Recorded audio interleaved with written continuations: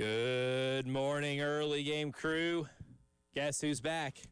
It's us. I'm Elijah Campbell. He's Preston Thorne. She is Jen Jensen. And we will be reacting to and recapping a busy weekend in Gamecock athletics, specifically what happened on the diamond Friday, Saturday, and Sunday. Friday. If I just stopped at Friday, if the sniper in the building happened to get a good look at me and mowed me down before I could say Saturday, we could just end it right there and be like, we're turning this thing around, baby. We're so back. Unfortunately. No, but the sniper overslept. It was not a one-game series. It was a three-game series. And unfortunately, you did have to play two others outside of Founders Park because in that first game, you felt pretty good, at least with your pitching, right? Josh Gunther goes 7 innings. It was a BYOE game. Bring your own energy because we knew with the way this team played in non-conference season so far, maybe it would be a tough ask to get the crowd incredibly excited, even if it is for a rivalry game. He brought his own energy. The energy was contagious across Founders Park. Not only did he bring his own energy, he brought a changeup that was clicking on Friday night. Struck out 10, walked 1, and gave up as many earned runs as we did. And then Alex Valentin comes in and shuts the door. And if that's the only game you played in the series, buddy, 2 thumbs up above expectation. Yeah, you still gave up, you still committed 3 errors and you only hit the ball 4 times, but you did enough to be able to win that game. So then I thought you felt pretty good going into Segra Park with a pitcher who pitched pretty well against Clemson when he was at USC Upstate in the sport's biggest stage in the NCAA tournament last year. And he got roughed up a little bit, and he never responded. The wild thing about this series, Preston Thorne, South Carolina was the first team to get on the scoreboard in all 3 games. And in one game, they didn't let them on the scoreboard, so the first team, clearly in a shutout game, is the one that's going to win it. But then in the last 2, you give up big innings, and then ultimately that ends up beating you because you yourself don't produce big innings. That's how you end up losing 4-1 at Segra and then 7-2 at Clemson. Well, the big innings indicator, 100% on. And as we stated, we got them on Friday. Did not get them on the other 2 days. We lost. The games lost accordingly, and it makes a lot of sense. And when you see Friday night, I think the biggest thing for me is that those were essentially virtuoso-type performances on Friday night. Yeah. And rarities. That being said, you don't want to depend on having that type of out-of-body experience from your pitcher in order to win a game. You need to be able to win when everybody's playing at a baseline level. I mean, that type of performance in another season at another time would go down in lore. Yeah. But unfortunately, it's covered up by the stink that was the rest of the series and the stink that's been the rest of the season. And so he's going to have that one. He's going to have that game ball. He's going to look at it and remember when, but we're not going to remember it just because of everything else that was surrounding it. I'm going to need Josh Gunther to remember that. He should. Because it was an awesome performance. You may need your pitching staff to do that consistently if you want any chance to win in the SEC, because I don't know how many series in the SEC you're going to play where hitting 132 over the course of 3 games is going to get you more than 1 win. Excuse me? 132.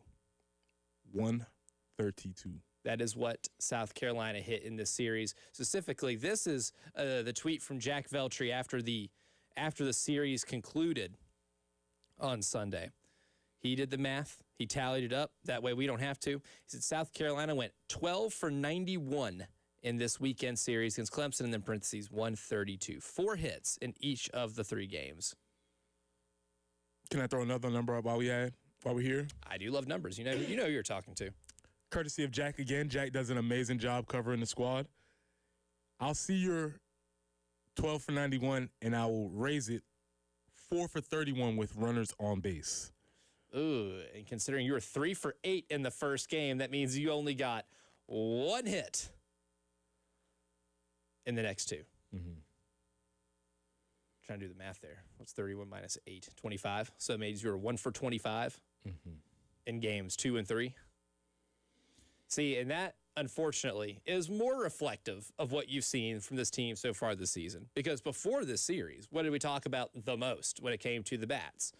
You're not hitting well enough with runners on base or with runners in scoring position to be able to win games no matter who you play against, right? Well, the bigger point, I think, is this. You could have stopped that sentence as you're not hitting well enough. Also just not hitting well enough because in general. If you're not hitting at all, you're definitely not going to hit when there's people in scoring position or when there's pressure or when you need a hit because you're not getting the hits any other time, right? So, yeah, you're not hitting. We even take the well enough off. You're not hitting. Yeah, it's just not hitting at all. Period. No home runs in the 3 games. You're not hitting home runs. Okay, cool. So you're like, all right, we're not going to hit home runs. Cool. There's a lot of strategy that you can have. We can play small ball. We can get runners on. We can move runners over. Sacrifice runners. Sacrifice runners. Well, we're not doing that either. Okay, so we're not hitting the long ball. Fine. We're not hitting with runners in scoring position. Cool. We're not getting runners on scoring base in scoring position. Oh, and by the way, we're not taking walks either. So what strategy are we left with here? You don't hit home runs. You don't get runners on. You don't take walks. I'm left to figure out what we're trying to do here. Like, on Saturday, I was watching that game and watching Michael Sharman twirl a gem, if you will. He pitched incredibly well. I don't want to discredit what that kid did because he is a stud, right? I think Clemson's 1 through 3 on the mound is going to do them really good throughout the season. That is a really good baseball team. But I don't know if it's acceptable for any starting pitcher against you to have a 79-pitch complete game. Come on, man. Greg Maddux quit playing baseball a long time ago. That shouldn't happen. I don't think on the broadcast yesterday, too, and I didn't notice this while watching it. It was when the broadcast mentioned it on Sunday. South Carolina didn't get a 3-ball count the entire game on Saturday. Not one 3-ball count the entire game. We don't get efficient, less than 80 pitch complete games anymore at any level. Not in college, not in the minors, not in Major League Baseball. High school? No, yeah, not even in high school. You don't see that. And what happened on Saturday is something that should not happen. And I think a lot of this then comes to a question being asked, is this how it's being coached? Or are players just going to the plate and they are so jumpy to swing at the first pitch and the first hittable thing they see, and they want to go ahead and put the bat on the ball if they can? Well, this goes back to the old football adage, Elijah. Either you coach it or you allow it. So let's say they're coaching it. Well, we probably need to figure out a new strategy. There's this thing in baseball called take. That means you tell the batter, you are not swinging the bat until I tell you to. Yeah, you're making them throw you a strike. Make them throw you a strike. And again, yes, he was in the zone, but hey, pitchers, maybe you should take note that it does benefit to throw strikes. You put pressure on the offense. So that's why maybe if Terry Rooney was looking at the other side, say, hey, that's why we need to be pounding the strike zone. Look at it. You want to throw a complete game? Well, I'm not going to let you do it if you go north of 90 pitches, so that's how you do it. This is how you do it. So either we're coaching this approach or we're allowing the approach. Neither one of them is excusable from a baseball standpoint. 79 pitches, complete game. I mean, you kind of might as well just went up there with your bat on your shoulder. 79 pitches? He didn't even break a sweat. No, at all. But maybe the easiest complete game somebody's ever going to throw in baseball. That was astonishing to me on Saturday, watching that. And how do you do that? You get them, you make them throw a couple more pitches. Maybe you get up there and you try and foul some balls off to extend. I don't know, man. Lay down a bunt. I know there's a big non-bunting contention, and I'm not even for it, but at some point, we got to do something. You lay down a bunt. Wear the guy's arm out. Come on. You lay down a bunt, you make him run off the mound, field the ball, or do something. We got to figure something out. Or after Friday, where both teams kind of threw the ball around the yard a little bit. at that point, say, hey, we're struggling to hit the ball. We got a runner on. Can we bunt, move somebody over, bunt it on the third baseline, make their third baseman have to throw you out? You got to figure something out. We can't just say this is the way it is. This is how it's going to be. You got to figure something out. And they weren't able to do that for the series, really, before the last 2 games specifically. Yeah, and then, again, I think Sunday or yesterday was the one game in this series when it came to, like, the pitching thing, the one thing I asked you to do. You just refused to do. And it took you out of the game. You did a really good job. You got a 2-run RBI from Dawson Harmon, who has been struggling to hit the ball all year, right? So you finally get that from him, and it feels early in this game, okay, you're first on the scoreboard again. If you can just get Riley Goodman to keep throwing strikes, keep fielding behind him, you're going to be in good shape. Walk, hit batter, walk, base is clear. Or at least with 2 runs after that, because they escaped that inning with it being 2-2. But then the same type of thing happened after that. Too many walks, too many wild pitches, because there was a lot of that too. Control is my biggest thing with pitching right now. Because Riley Goodman's got really good stuff. He's hit 97 on the gun on a lot of those pitches. They don't do you any good if it's in the dirt and you don't have to swing at it, and whoever's on base gets an extra base. Whoever's on first can take second, or if you're on second, you can take third. So many self-inflicted wounds in that game on Sunday, too, from your pitching staff. Just it takes you out of any chance to win the game. And then if you're not hitting, then all it took was Clemson scoring 3 runs, which they did in the span of, innings 2 and 3, to be able to cruise the rest of the game. And they cruised from about inning 4 on, it felt like. If we're playing the feeling game, if we got to the 4th or 5th inning yesterday, Preston Thorne, did you feel like there was a chance that Carolina was going to be able to mount a comeback? No, I did not. I didn't either. I had the cooked feeling pretty early in that game. Yeah, just because you just never felt like they were going to be able to mount enough offensive pressure to do that. Yeah. And, of course, when you hit 132 in the series and you're not taking walks, too. I mean, here's the thing. If you're struggling to hit, sometimes working a count and taking a walk can be the best thing to happen to you.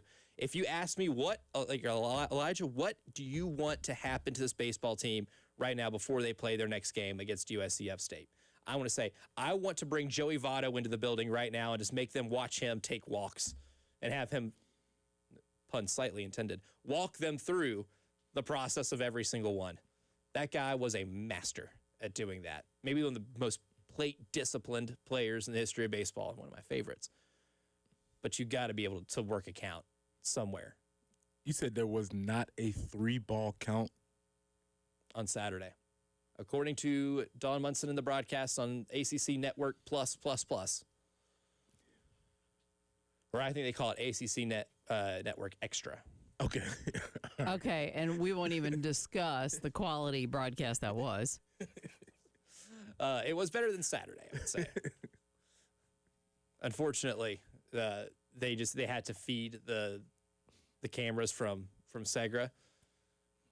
Left some to be desired, but yeah, Saturday was a little rough. A little rough. There were a couple of plays where like, oh, that sounded great. I would have loved to have seen it. Yeah, exactly. Oh wait, I think I saw a little mouse run across the field because I saw a little bit more of the turf than anything else. Oh man, that was funny. But at the end of the day, you'll drop 2 of 3 against your hated rival. They celebrate again. They once again win this series, and that leaves you at 7-5 through your first 12 games. Now that we have 12 games of sample size and you had your biggest test of the non-conference slate, how do we feel about this team moving forward as they're going into SEC play? Suffice to say, we have concerns, and we will discuss those coming up next here in the early game.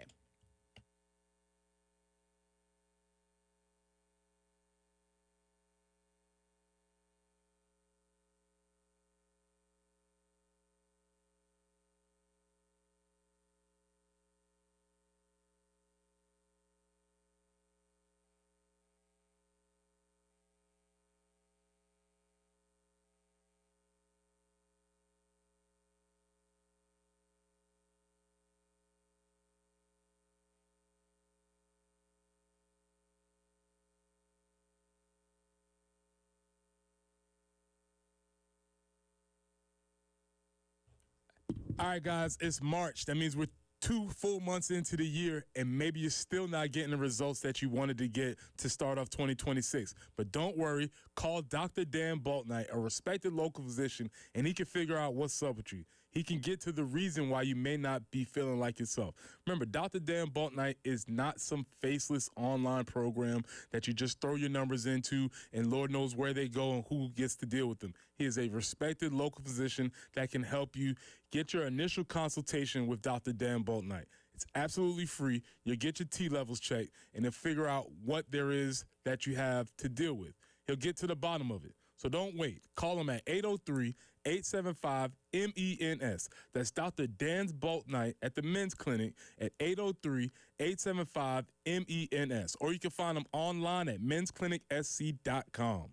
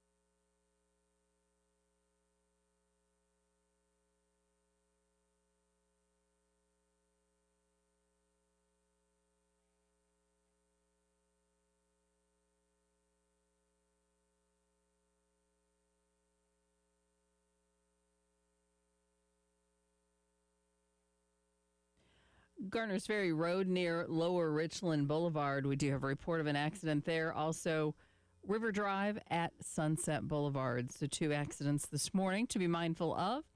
Forecast a little bit cooler for the start of the work week. 59 for the high today, 64 tomorrow. But come Wednesday, it's going to be looking a little more like spring. We'll be 78 on Wednesday. And we could be in the low 80s Thursday and Friday and really into and through the weekend. So starting off a little cooler this morning, but not bad. 52 on 107.5 The Game.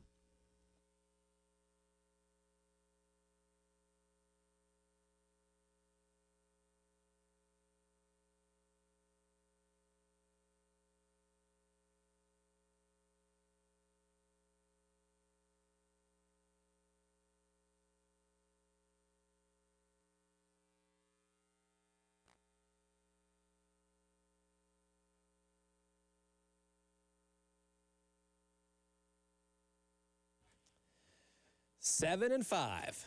That's the record for the South Carolina team so far. To recap, you took 2 of 3 against Northern Kentucky. You took midweeks against Wofford and Gardner-Webb. Lost a weekend opener against Army. Beat Navy and Air Force. Lost to Queens, and then lost 2 of 3 to Clemson. How are we feeling about the rest of the season? Well, we'll go out to the AAA Heating and Air phone lines where Gary is on the line with us. Gary has his thoughts on this and the basketball from over the weekend, too. Good morning, Gary. Welcome to the early game. Morning, guys. I think Preston's in there. I remember I told you guys a while back, between both of these programs, wins are going to be hard to come by, conference time. The basketball program, I watched that game on Saturday. It was very winnable, but guys aren't executing. And you can't put all of that on the head coach. Yeah, head coaches make mistakes, sure, but you can't put everything on Paris. But old Papa here, we give the basketball program a little bit more grace, but the baseball program, I'm starting to run out of excuses. They recruit a little bit better. They seem to have a little bit better of a coaching staff. They seem to put a little bit more money into the baseball program, yet it hasn't yielded any results. I don't know if we pulled the plug on Kingston a little bit too early. I know fans weren't really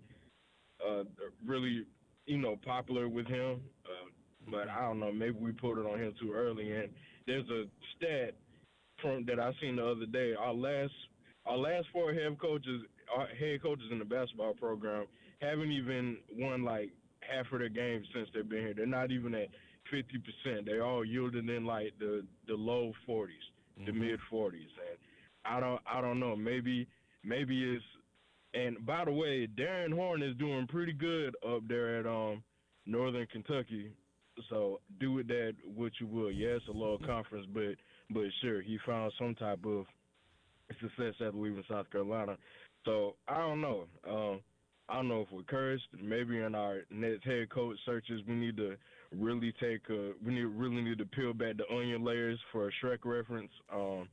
I don't know. I think we just got to be a little bit more diligent in the way we use our revenue shares and finding these new coaches. Thanks, guys. Yeah, appreciate the call as always, Gary. And Gary, you're going to be a winner when you reference Shrek at any point in this show. Ogres are like onions. Onions have layers. Ogres have layers. And I'll throw a third into there. Organizational failure has layers, and there are layers to this. And I think one thing that Gary mentioned was maybe, do we revisit the idea of maybe pulling the plug on Kingston a little fast? I remember at the time too, I don't want to completely go revisionist history here. At the time too, it felt like that would have been the right thing to do because you were fresh off a Raleigh regional where you end up losing a game against James Madison to end your season, in which it felt very lifeless. As someone who was in that press box during that game, it felt lifeless, right? That was about as quietly as you could have exited a season against a team from the Sun Belt that you just beat a day prior or 2 days prior as much as possible. And it felt like that level of underachievement with that team that he had, it felt necessary. But if you were thinking at the time after that regional exit, or really third place out of 4 teams, if you want to put it in those terms, in that regional, if you thought after that things can't get worse, let's go ahead and make the change. Incorrect. They can get worse, and we're seeing it because we saw what happened last year, and now you're 7-5 through the first 12 games, and really Clemson was the only team that you've played that is going to mirror anything of what you're going to see in SEC play. And ultimately, SEC play is how you are judged. And then when it goes to basketball, too, if SEC play is the only thing that you're judged, every men's basketball coach since Eddie Fogler has been under 500 in SEC play. I mean, those are damning statistics. Not ideal. Harsh realities. And it's all factual. Again, going back to the concept of was it too fast or should you pull the plug? I mean, I was here. I was there. I was on the radio. It's very well documented. I stated that I never thought Mark Kingston understood the gravity of this job. He would always say, like, what's going on, man? It's pretty good here. And we're like, no, this is not what we wanted. This is more so not what we wanted. But just because it doesn't work out doesn't mean it wasn't the right decision. It was the right decision at the time. It was still the right decision, in my opinion. Mm-hmm. The decision after that may not be what we wanted, and I don't think anybody assumed that this was going to happen. But even still, even when this was brought, I was still like, all right, let's give it a shot. But nothing that we thought that Paul Mainieri was bringing with him has been brought with him. I thought it was going to be tough, discipline, fundamentals, old school baseball. We have seen none of that. And on top of that, we haven't seen the new school stuff either. So it's not as if he was like, he just went away for 3 years and came back Mr. Analytics guy. He didn't do that either. So we're not doing the analytic, new school cool stuff. And then we're not doing the old school stuff that I thought he was bringing with him either. So that leaves us at 7-5, losing another series against Clemson. And now this, rightfully so, leads us to wonder where this team is at mentally after 7-5 through the first 12 and after really an emotional roller coaster of a weekend, because rightfully so, you were riding one of the highest of highs after winning that game on Friday, as you should, because that was a big win. It really felt like Friday night, like that was one that can at least give this team a reason to believe in itself. But then you drop the next two. So what does Paul Mainieri think about how this team has done through the first 12 games, and if he thinks they can get back on track? This is Paul Mainieri after Sunday's game talking about how he thinks this can still come together. I feel it's going to come together, Jack. There's disappointing days, but I'm not discouraged, you know. We got a long season ahead of us, and we got to get better, and we're going to keep working at it. And I think we've got some guys that have shown some, you're watching the games like I am, you know. You could take any player and say, well, look, he did this really well, but then he turns around and does this, you know, and we just got to get some consistency. I'm not going to point fingers at anybody. I'm just going to say that overall as a team, we need to get better at everything, and hopefully we will. I believe we will. I'm glad he does. Was that a threat he issued when he said it's a long season? Was that a threat? Or was it a promise? Was it threat or a promise? Mm-hmm. One of the two, buddy. It's a long season. Like, yeah, I know. This could be yes, it will be a long season. Now, how we fill these games up is all determined on what y'all are going to do. But it is going to be a long season, one way or the other. And, sometimes I get a little frustrated with, we still have room to improve. One day I would like to start the season where it's like, man, we are clicking on all cylinders. We don't have to improve as the season goes on. There you go. We tweak. Schedule. There you go. It's like when you're like going through a string of days where you just find yourself like habitually late to things. And it's like one day I would like to get my stuff together where I'm rolling into, this meeting and I'm like 20 minutes early and I'm feeling good about this. I can cartwheel into the building or whatever. Mm-hmm. I agree. I'm going to be early. Yeah. Get a little more ahead of schedule here. But coming up next, we got your calls. We'll get to Tom on the other side. And there may or may not have been a couple of Gamecocks who have earned medals at the underwear Olympics. And we'll tell you what that is if you don't know. Coming up next here in the early game.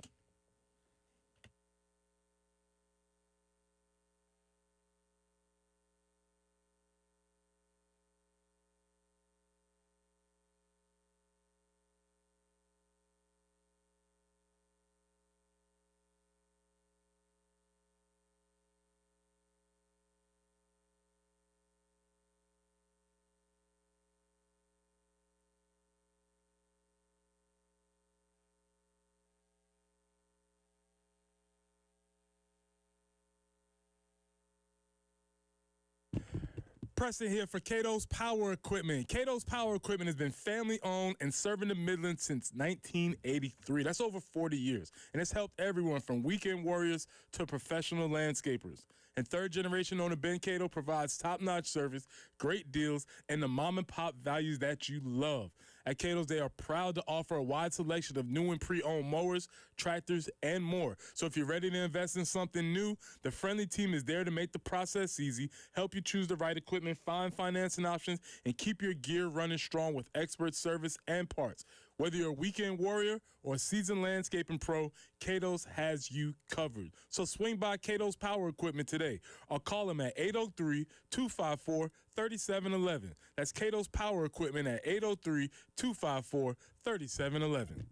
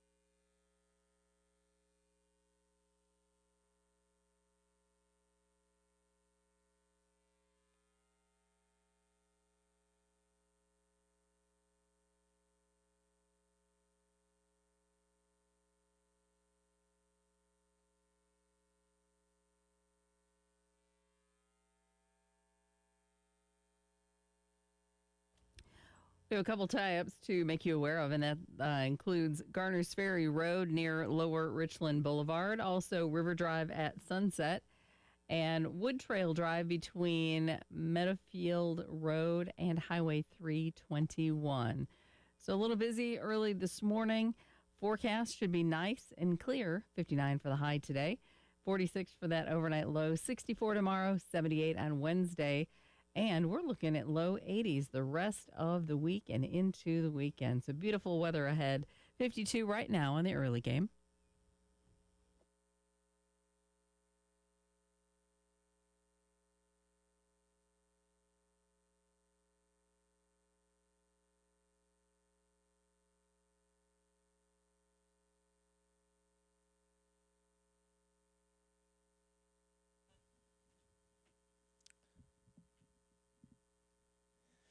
803-404-6100. That is the number to call. The AAA Heating and Air phone lines, or text the Firehouse Subs text line. And we'll go back out to the AAA Heating and Air phone lines, where Tom is on the line with us. Good morning, Tom. Welcome to the early game. Good morning. Two things. We only had 4 hits in the last 2 games, I believe, Saturday and Sunday. I'm driving, so I'm not going to verify that. But I believe I looked at Clemson's pitching against the other teams. In every game, every team Clemson played before South Carolina, they got more. The other team got more than 4 hits. And it seems to me like if this was the football season, what the baseball teams do offensively, our hitting coach would be Coach Shula, and people would be calling for a big change. I don't really hear too much of that. I'm just curious why, because that's been an ongoing issue, not just this season, for a couple seasons now. The other thing is about the South Carolina overall success. I honestly think it's been enough time for the 2 major sports, men's basketball and football. I don't think over a long period of time they can consistently compete at the high level of the SEC. It's just, you talked about the basketball coaches, you talked about, over history. It has to be the perfect storm to come together with recruiting like it was in the Spurrier years, with the Magic year with Coach Martin. That's only once every 10, 15 years for those 2 sports, and now baseball seems to have reached that level.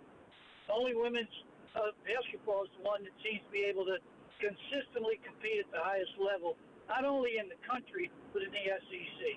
That's all I have to say. Thank you. Appreciate the call, Tom. Tom, you're on to something. Did you look at?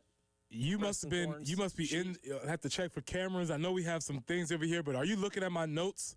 Because I specifically wrote down. I said, I'm a big dumb football guy, and I only speak in football terms.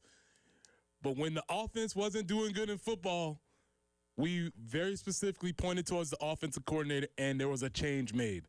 Does not seem to be a lot of the same conversation, but when you back it up with being 16th in the SEC overall, because we haven't played SEC games played yet, conference games, but amongst the SEC, you're 16th in batting average, 14th in home runs, 16th in on-base percentage, 10th in strikeouts, 13th in hits, and 16th in runs scored.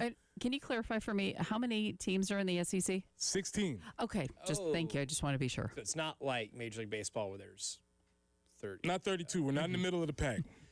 Somebody has to be the bottom in order for the pack to have a middle. Look at us.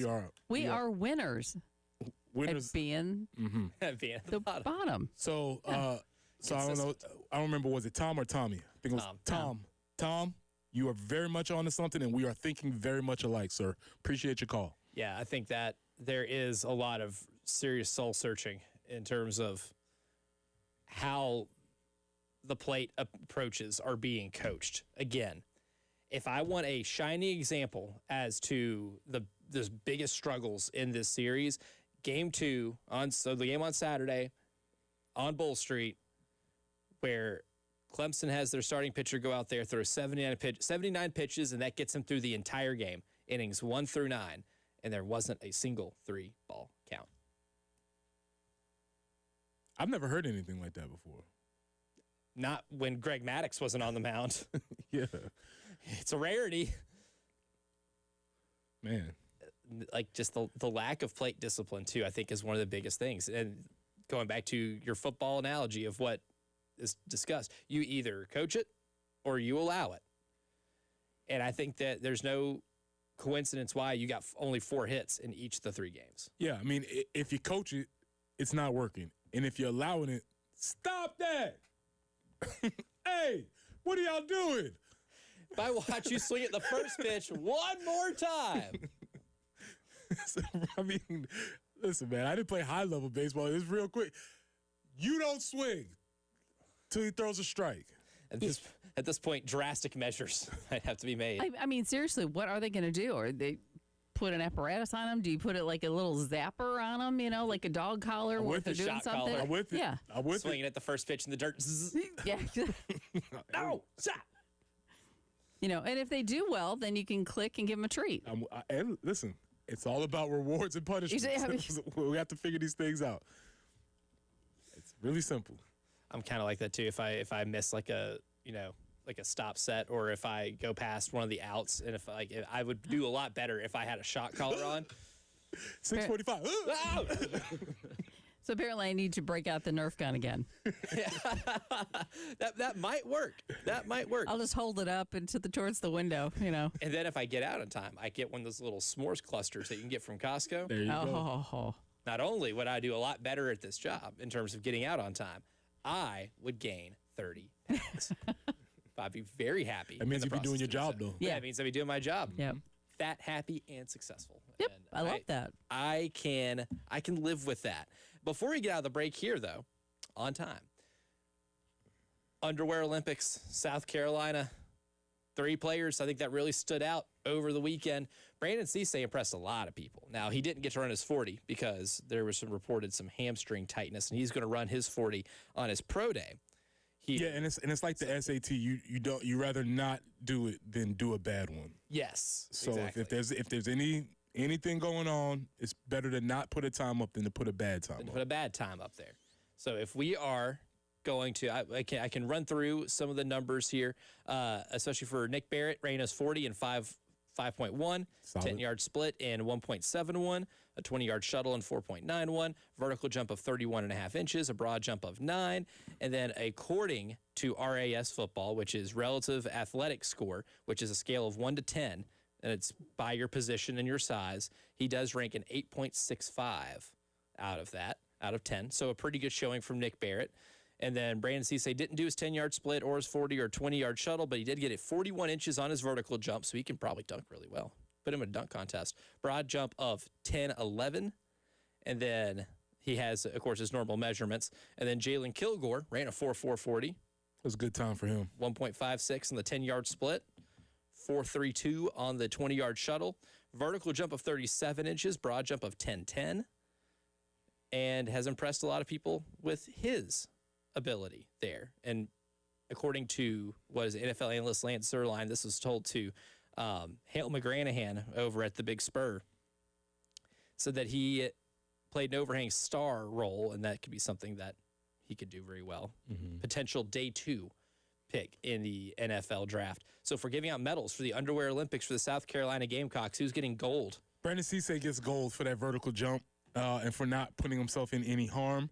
Jalen Kilgore is going to get the silver for that 4.40 because that is, they kind of questioning how was he going to be able to run. A team's going to get a steal because he had a little bit of a slump last year, so that might have dropped his value down. But he was first round evaluated early. And I don't think that goes anywhere. So him getting that run. And then on the bronze, we'll give it to Nick Barrett. Only he gets the bronze only because he didn't quite get the 40 time he needed. He hit the 300-pound mark that you need. Biggin. To get qualified as a biggin, but you want to be 305 and below. And he hit 5'1", which is very fast, faster than anybody listening out there. He's a very big, fast man. But just a split second might have projected him a little further. Yeah, maybe just a little bit. And, 8.65 on the RAS it's cool. Is pretty good for somebody that size. That's something you'll absolutely take. So even though the Winter Olympics in Milano Cortina are over, we're still giving out medals here. But this one's from the Underwear Olympics in Indianapolis. But coming up next, before we get out of here for hour number 1, we will discuss the men's basketball loss in Athens and how did they lose this one. I will say it was a little more creative than the previous ones. And we'll discuss that coming up next here on the Early Game.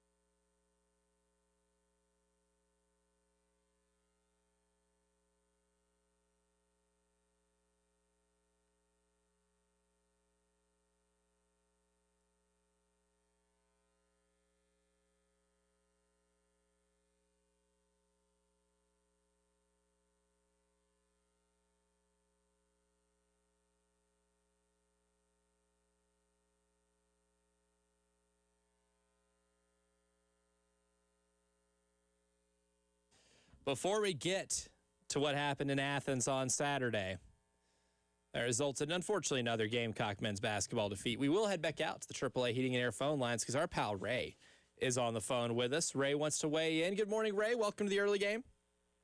Good morning, Elijah. Good morning, Preston. Good morning, Jim. Can you guys hear me okay? Oh, absolutely.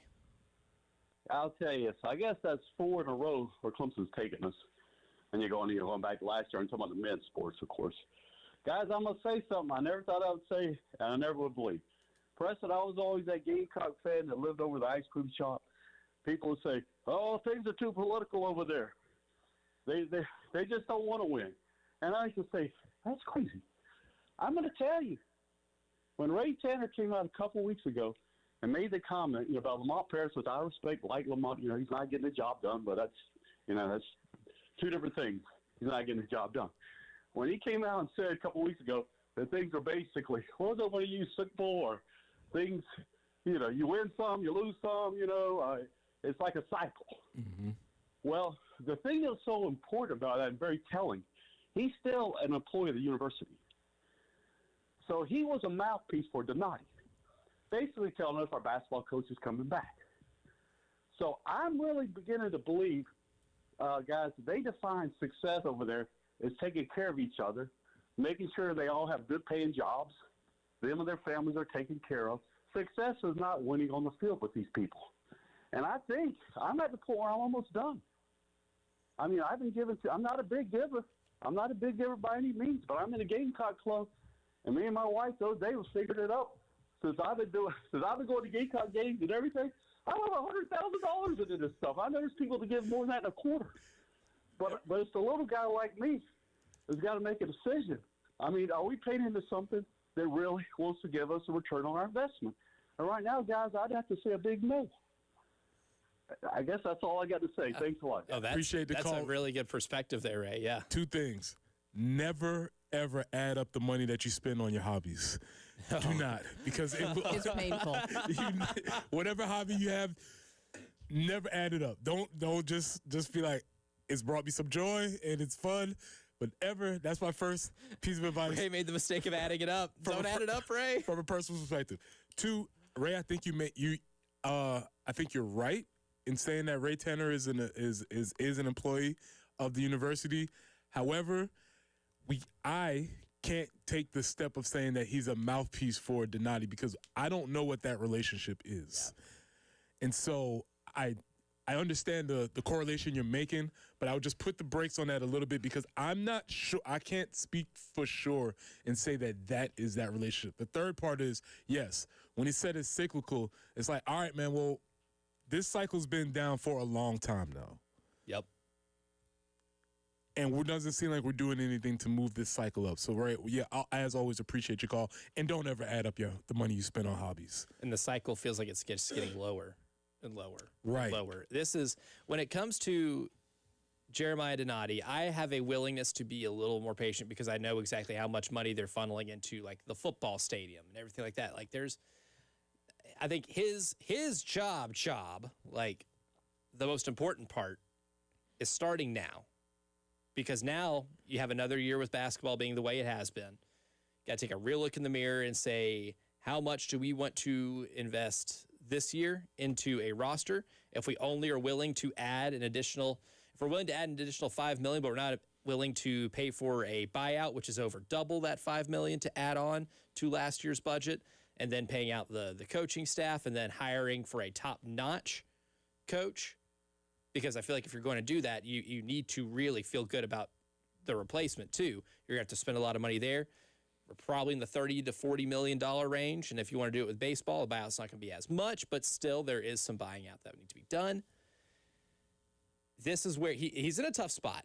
And how he handles this starting now is going to be one of the most vitally important things of his tenure. That's the important part. And that's another thing on my notes that I had written down is that we could attribute last year and the hiring of Paul Maneri to Ray Tanner, sort of like baseball. You know how you leave runners on? Even though you got taken out the game, you're still responsible for that runner. Yep. Right. Well, we got out of that. We got out of that inning. That was on Ray last year. Now it's on Jeremiah. Yep. Now you have come in. The bases are cleared. Now this is your responsibility. Now I'm willing I'm willing to say that one was on Ray. He even though he got pulled out, even though you got him out of a jam, but now this is yours now. And now how do you handle it? Before we get out of here, too, the game on Saturday between Georgia and South Carolina. Preston Thorne, if I told you on Friday that South Carolina would hold Georgia to grabbing only 16% of their rebounds on offense, and you grabbed 83% of Georgia's, so 83% of Georgia's missed shots, you grabbed 38.5% of your own missed shots. Maybe this was their best rebounding game. How would you think it would go down? I'd say we have a chance to win. What if I told you they lost by 19? That would not be in my calculations. It comes down to one thing, because I noticed a little something in that game. Maybe the worst rim-protecting defense I think they've had this year. Georgia made 74% of their two-point shots. Would you like to guess the average two-point distance, according to Ken Palm, in that game? Probably 7 feet. 3.5. Oh. Literally. The average, they had 27 shots from below the three-point line, and the average distance in those was 3.5. They got everything at the rim that they possibly wanted to. It's an unfortunate summary of this basketball season is sometimes you'll fix one thing, and it leads to not doing another. I remember, Lamont after Kentucky talking about, I will, try to draw up a defense that will do whatever it takes to be able to get the rebound on the defensive side of the ball. Whatever it looks like, that's going to be my mission this week. Well, they did that, and they just couldn't keep Georgia away from the basket. It's like the old cartoon when the boat starts leaking. You put your foot here, then you put your foot over there, then you got to put your toe over here, and you got to stretch it over here. Arm, and then another arm. The water just keeps popping up everywhere. It's like, I can't stretch everywhere. Need a new boat. Correct. That means the boat is bad. Looking at the season, it's like, we're going to need a bigger boat. Now we need one that's shored up. Yeah, doesn't have the holes everywhere. That was just, watching that game, because I was dual screening it, and, I'm keeping an eye on both, and it seemed like every time I'm looking over at the basketball game, in a little lull in the baseball action, I'm like, oh, Santos Surreal just dunked another ball. Oh, that was another layup. Or, like, they're getting to the basket really easily. And you look at the final numbers, like, wow, you're rebounding the ball really well. It just didn't lead to keeping the other team away from the basket. 1 hour down, 2 to go. But coming up next, we'll still take your calls and texts. But the Athletics, Sam Conn Jr. had something interesting to say about South Carolina's transfer portal class. We'll tell you if we agree coming up next.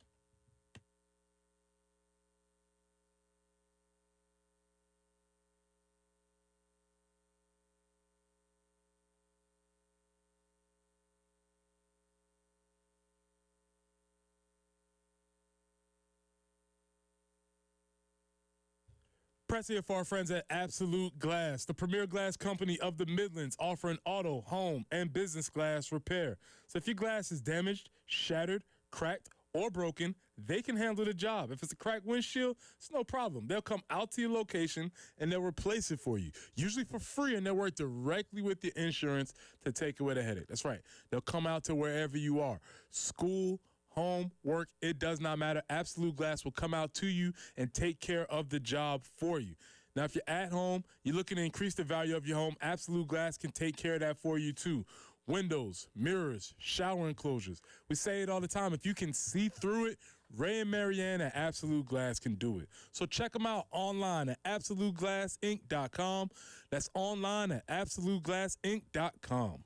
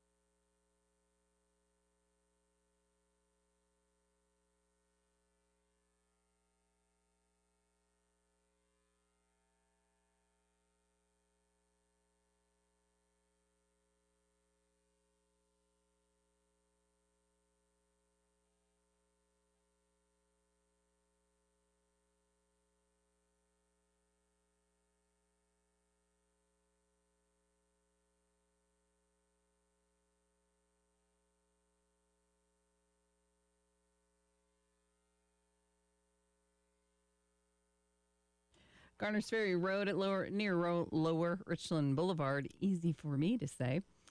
We still have an accident there. Also, River Drive at Sunset and Wood Trail Drive between Meadowfield Road and Highway 321 near Casadel. And as far as forecast goes, man, it's looking great. 59 today, 64 tomorrow. Keeps getting warmer as the week goes on. 78 on Wednesday, and we're in the low 80s for the rest of the work week. So wonderful news there. 52 right now.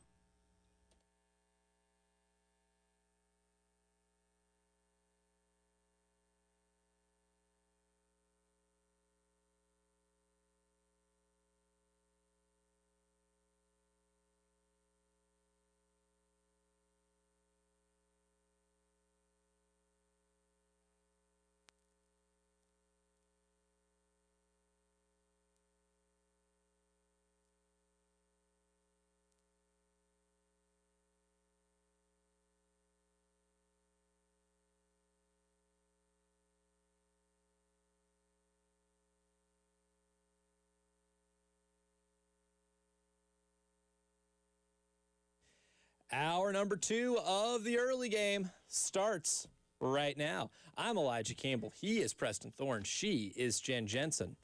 And before we get into some of your thoughts on the Firehouse Subs text line and Sam Conn Jr. from the Athletics thoughts on the South Carolina recruiting class or transfer portal class, we have something to give away. Ticket Ferry has made their trip to the studio. Pass something along to Jen Jensen, because they don't trust me anymore. I'm still fearful of my life.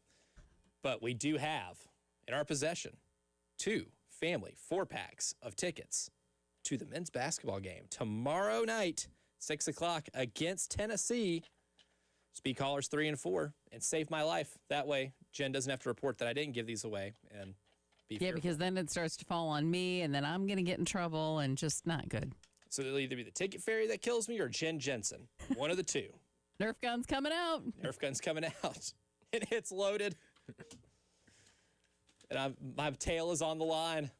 So that is why I give these away. So again, callers 3 and 4, 803-404-6100. And you can get a family 4-pack of tickets to the regular season home finale tomorrow against the Volunteers. Now, going to the Firehouse Subs text line, DJ texts in, said, I heard you guys talk about wanting to see a better start, and I get it, but here's a question. When should a team be playing its best baseball? For me, it's from mid-April on. Yes, it's frustrating, but there's a lot of season left. I do think there should be some tweaks to the lineup, and maybe there's too much emphasis on the home runs, but if these guys can figure it out, then I'd much rather them play their best ball later. Just my opinion. And DJ, I agree with needing to play your best baseball later. My only thing is, though, in a start like this, and let's just say that you won all of those games leading up to the Clemson series, right? Like you took care of business and you swept Northern Kentucky, even if you didn't play very well, or you did end up beating Army, even if you didn't play very well, or beating Queens, even again, if you didn't play really well, and there was still that room for improvement, I could definitely see that. I think right now, though, the really difficult thing is what you've done to your resume so far, because like college basketball, college baseball is one of those sports where you do get judged throughout the totality of your season. And even though it might not seem ideal to be judged when your team is so new like theirs is, to have to perform to the best of their abilities early, especially considering what they're going to be 30 games in, it's going to be a hell of a lot different than what they were the first 10 in. That's just the progression of sports anyway, and how long seasons end up playing out, but especially when you are this transfer portal decorated. It's the pressure to win early is so high because of what happened last year and because of how good the SEC is in baseball this year. I would say you got to get to where you are starting to play your best, because then by the time you do start to get to whatever the ceiling of this team is, whatever that looks like, because we're still trying to figure that out, you need that to be to where it results in having a really good record in the SEC, because what you've done in non-conference play isn't enough to warrant a trip to postseason ball. And I think that was the kind of the baseline expectation that everybody had here. Yeah, and I think that's a fair text and a fair statement, and I agree with the premise of it, but my objection would say that if we wait till then to be playing our best baseball, so will everybody else. And so it's just going to move. It's like you make more money, but you pay more money. Do you have more money? Not really. You know what I'm saying? So, yeah, you're playing better, but everybody else is playing better too. And so you're kind of in the same spot. And also I would argue best is a relative term. What is the best for this team? Does This team improve from being a D type of team to a C plus type of team? That's cool. And they would improve, and that would be their best. That would not equal wins. My concern is that this team's best is not going to be good enough in the SEC. Yeah, and I think that is an incredibly fair concern because this is the first weekend that you saw where you are playing a team or a pitching staff that's going to be closest mirroring to what an SEC series is going to look like. That, to me, that's one of the biggest measuring stick elements of the Clemson series every year is it's your first real look into what SEC pitching is going to look like, and you went 12 for 91, which is good for 132. It's a little concerning. I would say it's a lot of concerning to go into SEC play when you're really struggling to put the bat on the ball and you have a game like you did Saturday where a pitcher goes the distance and doesn't have to break 80 pitches to be able to do it. Corbin on the Firehouse Subs text line 2 hits us with a Denny Green award. He says, honestly, this weekend for this baseball team was the definition of they are who I thought they were. Corbin gets the show. Appreciate the listen, Corbin. That can be in a lot of ways. It could be whether you're talking about the hitting, it could be talking about the pitching, it could be talking about the fielding. You and I definitely have come on different sides of that issue. You more emphasis on pitching and control. They weren't able to do that. Me more emphasis on fielding. They weren't able to do that. And so those are two aspects where they did not improve. And if you're somebody who really likes for them to be able to hit the ball, you just gave those numbers, and they weren't able to do that either. I think with the pitching, too, is when you are able to control pitches and you're able to limit your walks, you can win games even if you don't hit really well. And we saw that example play out perfectly on Friday night with Josh Gunther having a game, right? Going 7 innings, striking out 10. A virtuoso type of a lifetime performance, one that would you be put in the canon of great Carolina Clemson performances had it not been surrounded by what the season has been and what the rest of the series ended up being. Yeah, and then Alex Valentin coming in the last 2 innings and striking out 5 was incredible. He was great. And what you got from your pitching staff right there helped bail you out of 3 errors in the game and a couple of other mistakes here and there, and only hitting, I think they hit under 200 in that game too, only collected 4 hits. Sometimes dominant pitching can really fix a lot of things. We'll go to the AAA Heating and Air phone lines too. Rocky is on the line with us. Good morning, Rocky. Welcome to the early game. Good morning, Elijah and Preston. It's been a minute, Elijah. It has. Yeah, good to hear from you, Rocky. Yes, sir. Couple of things, and first on the basketball, and I've started looking at this over the last little bit, and look, I'm a Lamont. When they hired Lamont, I really love. I love his style and his players. They play hard for him. Especially, I liked his defensive intensity and tactics early on, and I think he had a little more talent that played more to his style. But and I don't want to mention any names of the players because I think they're giving it their best as far as their talent. But I've started looking at, all right, let's take power forward, let's say the top half of the league, of any league. Could any of the starters be starters on those teams? And unfortunately, I'm going to say no. Now, I'm a proud Winthrop alum and former player. I would gladly take some of those players at Winthrop. Okay? They're playing pretty good themselves. Yes. Well, we had a chance we lost to High Point by 2 points, and that would have been the regular season. But the Big South is a one-bid league anyway, so we got the tournament coming up. So we'll see what's happened. And actually, aren't you a Tennessee guy? Aren't you from Tennessee? I lived 27 of my 30 years of existence on this planet in the state of Tennessee. Yes, sir. Well, this is funny. I'm sorry, I digress, but the Big South Conference is located in South Carolina, North Carolina, Virginia, and they're playing the conference tournament in Johnson City, Tennessee. Tell me how much sense that makes. It makes zero sense, Rocky. Zero. Absolutely none. Now, Johnson City, a beautiful town, one of my favorite towns in America because it is just aesthetically beautiful. But I don't know if I played there. So that's my thought on they just, God bless them, Lamont, they just don't have the talent. And from a rim protector, which you just talked about, gosh almighty, what a stat on Georgia, all the points that they scored inside. That's unbelievable. But they just don't have the talent, the Jimmies and the Joes, as you say. But you know what? I give them credit. They're playing hard, trying to do the best they can. On the baseball team and the Saturday game, I looked at the Carolina pitching that game, and Stone came in and didn't give up another run the rest of the game in the innings he pitched in relief. But their line stats were 9 innings. They gave up 4 runs. They did walk 3. This is versus Sharman, who pitched to Jim, and we know all about that. But they only gave up maybe 4 hits or 5 hits to Clemson, and they lost 4-1.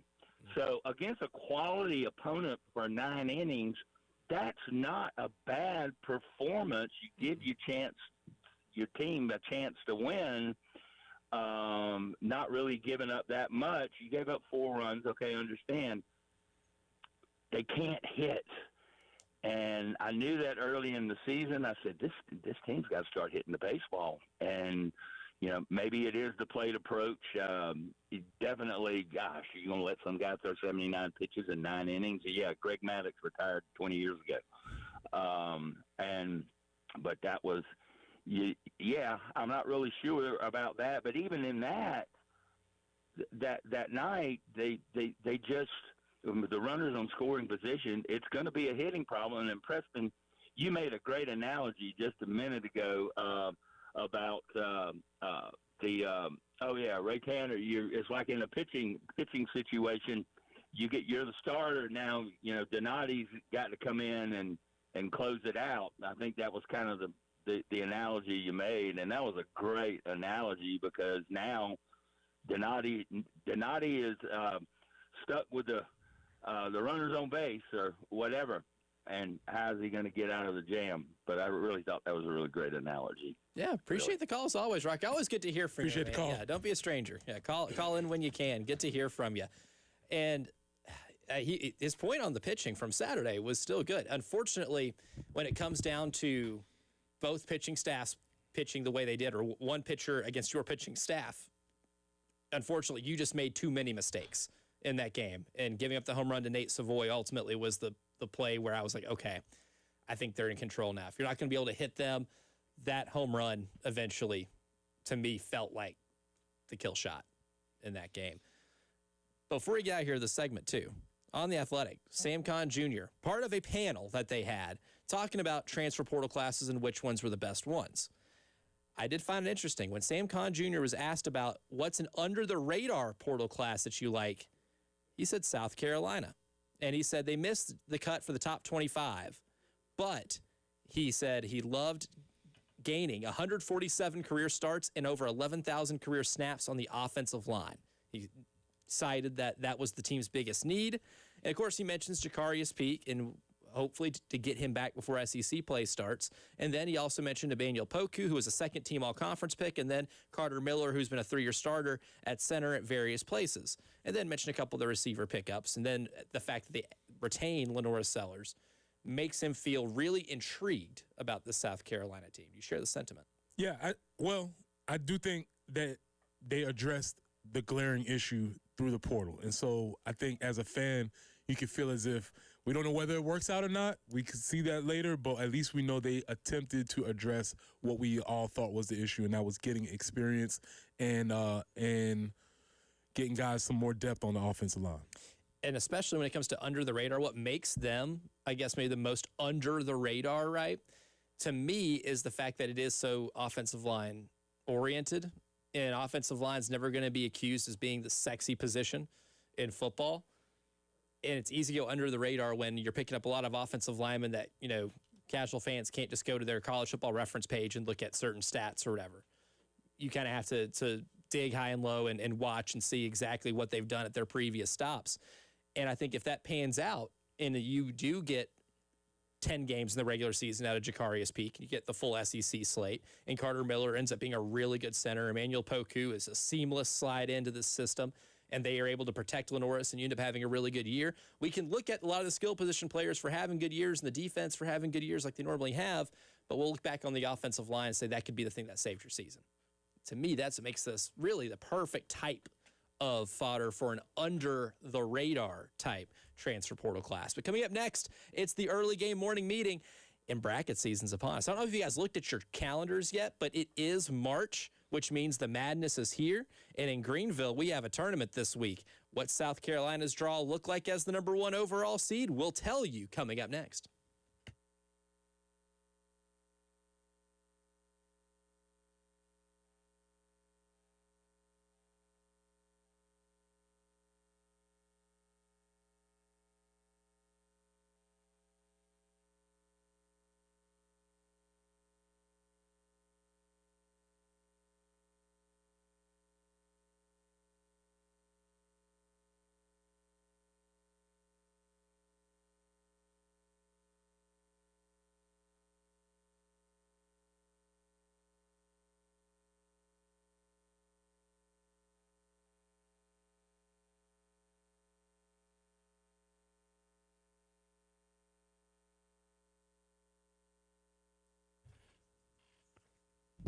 Preston here for our folks at Integrated Media. Listen, let me tell you what I would do this spring as the weather starts to heat up. I would call the folks from Integrated Media, get my Sonos outdoor speakers, and I would sit on my porch, on my deck, and I would listen to Derek Scott and Stuart Lake call baseball games. Why? Because they are awesome. They are professional, and even when the home team might have you down, you can listen to those guys and learn a lot about the game. It's my favorite thing to do in the summertime. So call the folks from Integrated Media. Get your outdoor speakers set up for TV and music. You can have Wi-Fi that works indoors and outdoors, so you can be like Elijah and dual screen it. Have your iPad, your laptop, your TV all working at the same time with no lag time.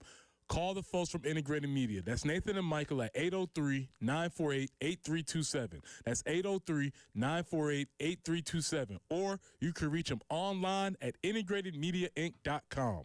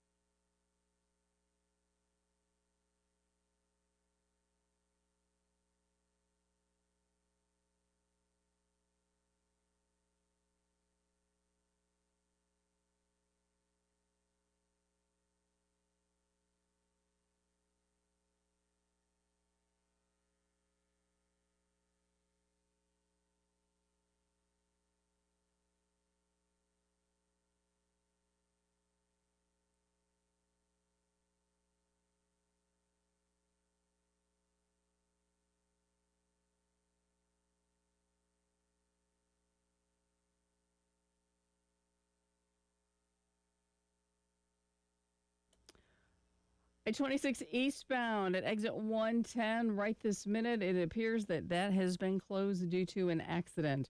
So you're going to want to map out an alternate route. I-26 eastbound at exit 110 Sunset Boulevard. I-77 southbound at Forest Drive, an accident there as well. And your forecast, 59 for the high, 64 tomorrow, 78 on Wednesday. And man, we're going to be in the low 80s starting on Thursday and through the weekend. Right now, though, 52.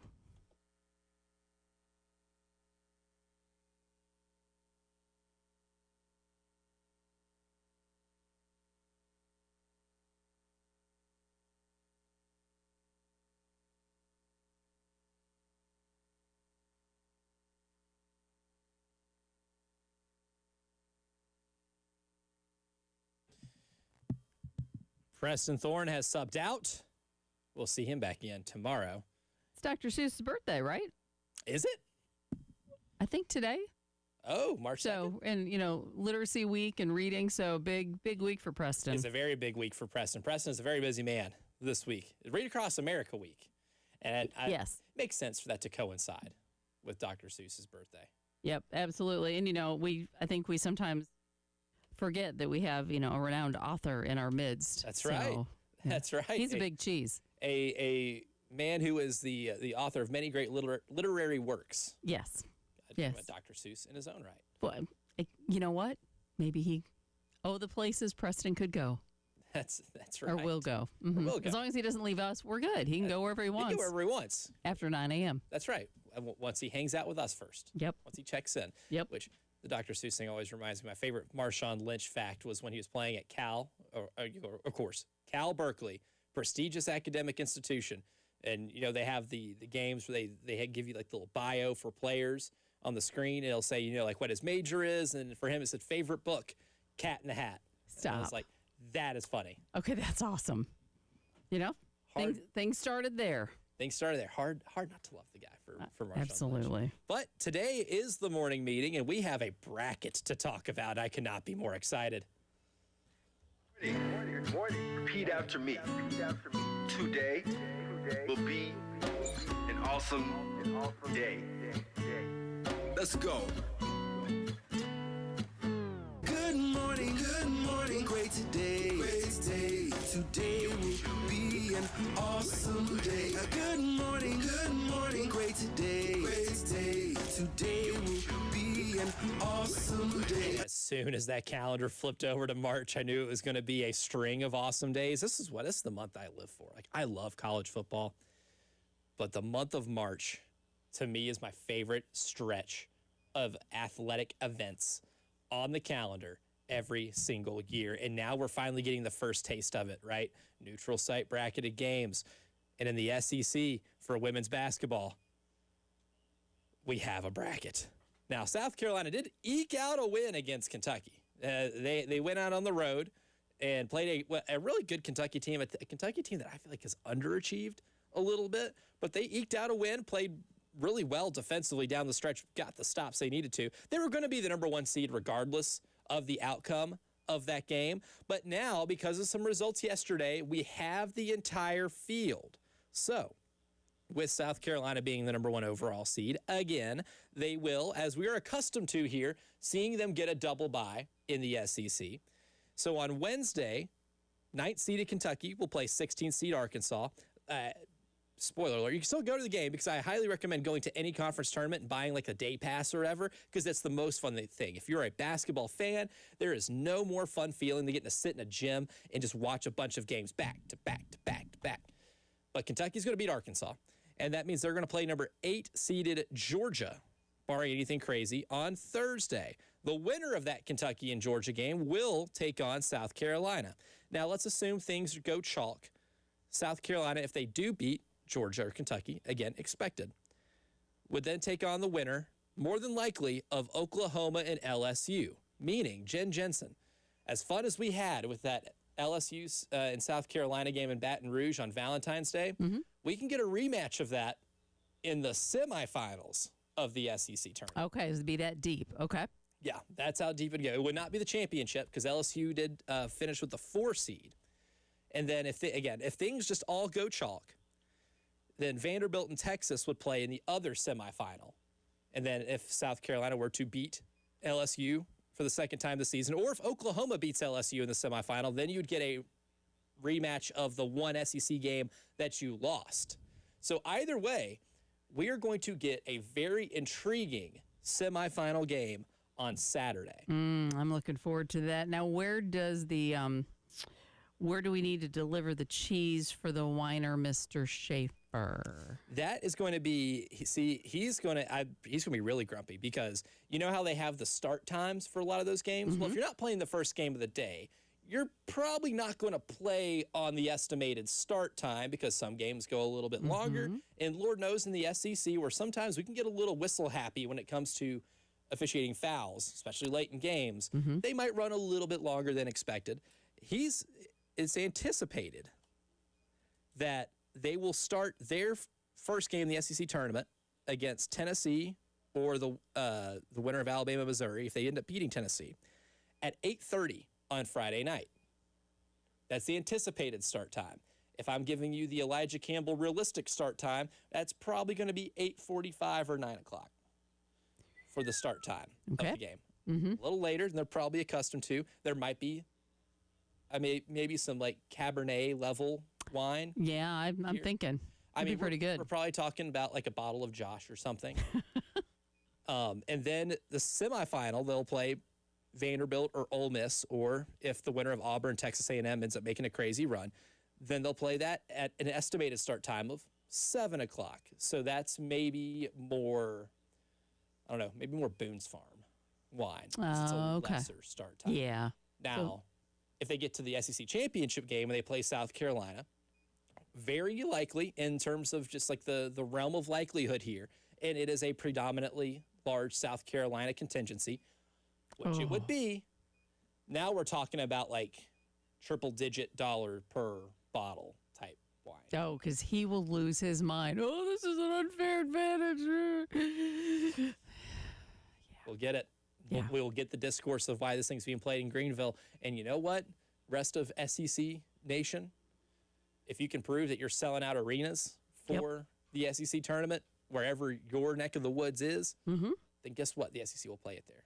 But they do pretty well in Greenville. There are no complaints other than from the teams that have to go to Greenville and play against a large South Carolina contingency. But the reason they do this is because Greenville is not far a drive from Knoxville at all, and that historically has been with the largest fan base. And then, of course, over the last decade plus, South Carolina, with their dominance in the league, has grown a very large fan base. So then they become part of the draw and the people who are buying a lot of the tickets. And because you are in between those two places, it makes sense for them to do this whole thing in Greenville. So until somebody else can prove that they're going to sell the thing out, then they're probably going to do a lot of these in Greenville. Maybe not I'm thinking so. year, but they'll do a lot of them. And Greenville accommodates the tournament in really good ways, close to an airport. Like there's a lot of pluses, convergence of interstates and such.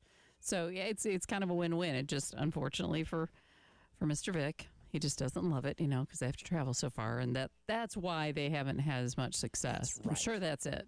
Because they're just so tired. Yeah, poor things. Well, but that's exciting. That kicks off here this week. And again, the first game for South Carolina will be at noon on Friday. But coming up next, our man Nick Harvey from Team WIS is going to sit in with me, and we're going to get his thoughts on the baseball series this weekend. All of that next here in the early game.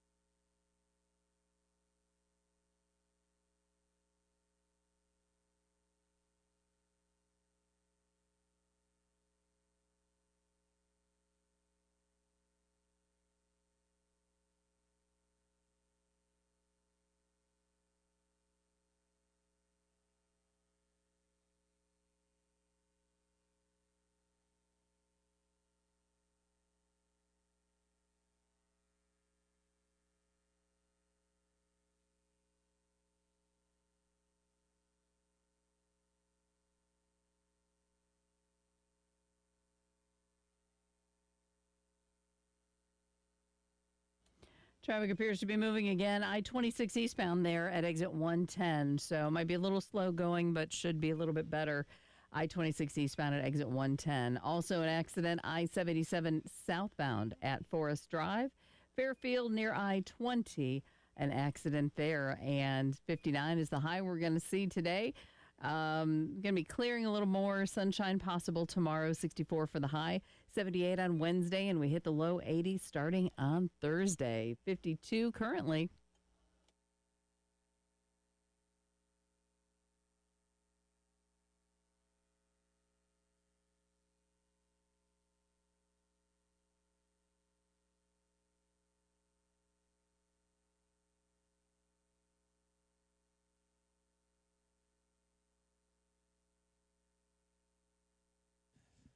Big story from the weekend. Clemson taking 2 of 3 from South Carolina, despite the Gamecocks taking the first game of the series. Our pal Nick Harvey from Team WIS subs in for Preston Thorne. And we're going to continue getting our thoughts and really taking a look at the pitching rotation and evaluating how they did. We've talked about the batting struggles. But, Nick, your thoughts, your biggest takeaways, really, from the 3-game series against Clemson and really your biggest measuring stick series before you get to SEC play? I'm conflicted because, again, like we were just talking about it off air, I think Friday night the pitching rotation of Gunther and Valentin looked incredible. And if they can stay consistent, like we were just talking about, you might have one of the better 1-2 punches in the conference, if not in the country, if there's consistency. That was a masterclass in pitching from Josh Gunther. Awesome. Yeah. And then Valentin came in and closed the door. I mean, that was just unbelievable. But then, like, you know, I didn't think Amp Phillips had a terrible start Saturday. I mean, not terrible. You can get away in most cases with giving up 3 to 4 runs with a team that strong in Clemson if you have a high-powered offense. And I think that's where South Carolina's pitfall, once again, is going to be, is their offense. I mean, like the Friday night game, you see guys actually working the count. They're getting ahead. They're letting Canuck throw balls. I mean, it just there were opportunities to actually situationally put yourself in good opportunities to score. And then Saturday, like I was out at the game at Seger Park Saturday, and specifically, like I was just telling you, one at bat where a guy comes in to pinch hit, and I'm almost certain it was a 3-pitch swing and strikeout. Didn't make contact with one ball. If not, he might have watched one come across the plate. But it's like everybody's swinging at the first pitch. We're trying to attack the count, and it's like, no. What do you succeeded. You scored 7 runs, letting him walk a couple batters, and then putting, one out into the midfield, like into the outfield on a ground ball. I think it was KJ Scobie who hit that one through center and brought in. Like, it's just like, it's so tough because a couple of guys can get on base, but you don't have the rest of the lineup who's able to drive them in. Yeah, a lack of consistency. When you hit 132, whatever it was, throughout the series, it's showing, statistically speaking, you get a hit in the inning, you're not going to bring a lot of those home at a high clip. Yeah. Because of just your lack of hitting in the series. And the dichotomy between, what you saw in the first game where you drew a couple of walks from Clemson's ace starter and Aiden Canuck, and then you have the game on Saturday where Michael Sharman throws a 79-pitch complete game. It's a hell of a lot different. I mean, for the fans there, you didn't have to stay too long. It was a fast-moving game because of that. But that's really, I think, when I think of this series in its totality, I think that part of it right there is what sticks out. Because I agree. I don't think Amp Phillips was bad or anything on Saturday. It wasn't his best game by any means. We've definitely seen better versions of him, especially against Clemson last year in the NCAA tournament. Right. He had, 9 strikeouts in 6 innings? And it's safe to say, I think some of those Clemson players, they got their lick back, to be able to score enough runs to be able to win that game. And Nate Savoy hit one out of Segra that might not have landed yet. He really got a hold of that ball. But I didn't think Amp was bad. And then when you get into the pitching on Sunday, you get an early 2-0 lead, and then you immediately give those 2 back up because of walks and hit batters. And you've seen kind of like a yin and yang of Riley Goodman so far. And, of course, redshirt freshman, there's a good chance that maybe he does perform better as the season goes on. He gets more baseball, like college baseball calluses you know? Yeah. Because I can see what they like about him. The stuff's really good. He was hitting 97 on the gun for a lot of those fastballs on Sunday. But then you hit a batter or you throw a wild pitch and you start stacking walks up on each other. And then the thing that I was kind of worried about with pitching this year ultimately ended up costing you the game on Sunday, along with not being able to hit. And when you're not able to hit, you're having to rely on something like what Josh Gunther did on Friday night. And as good as Gunther looked, I don't know how sustainable it is to rely on a starting pitcher to give you 7 innings of 10 strikeouts and 1 walk. That's a tough ask for anybody, even if it is a reliable Friday night starter. Yeah, well, and I didn't really love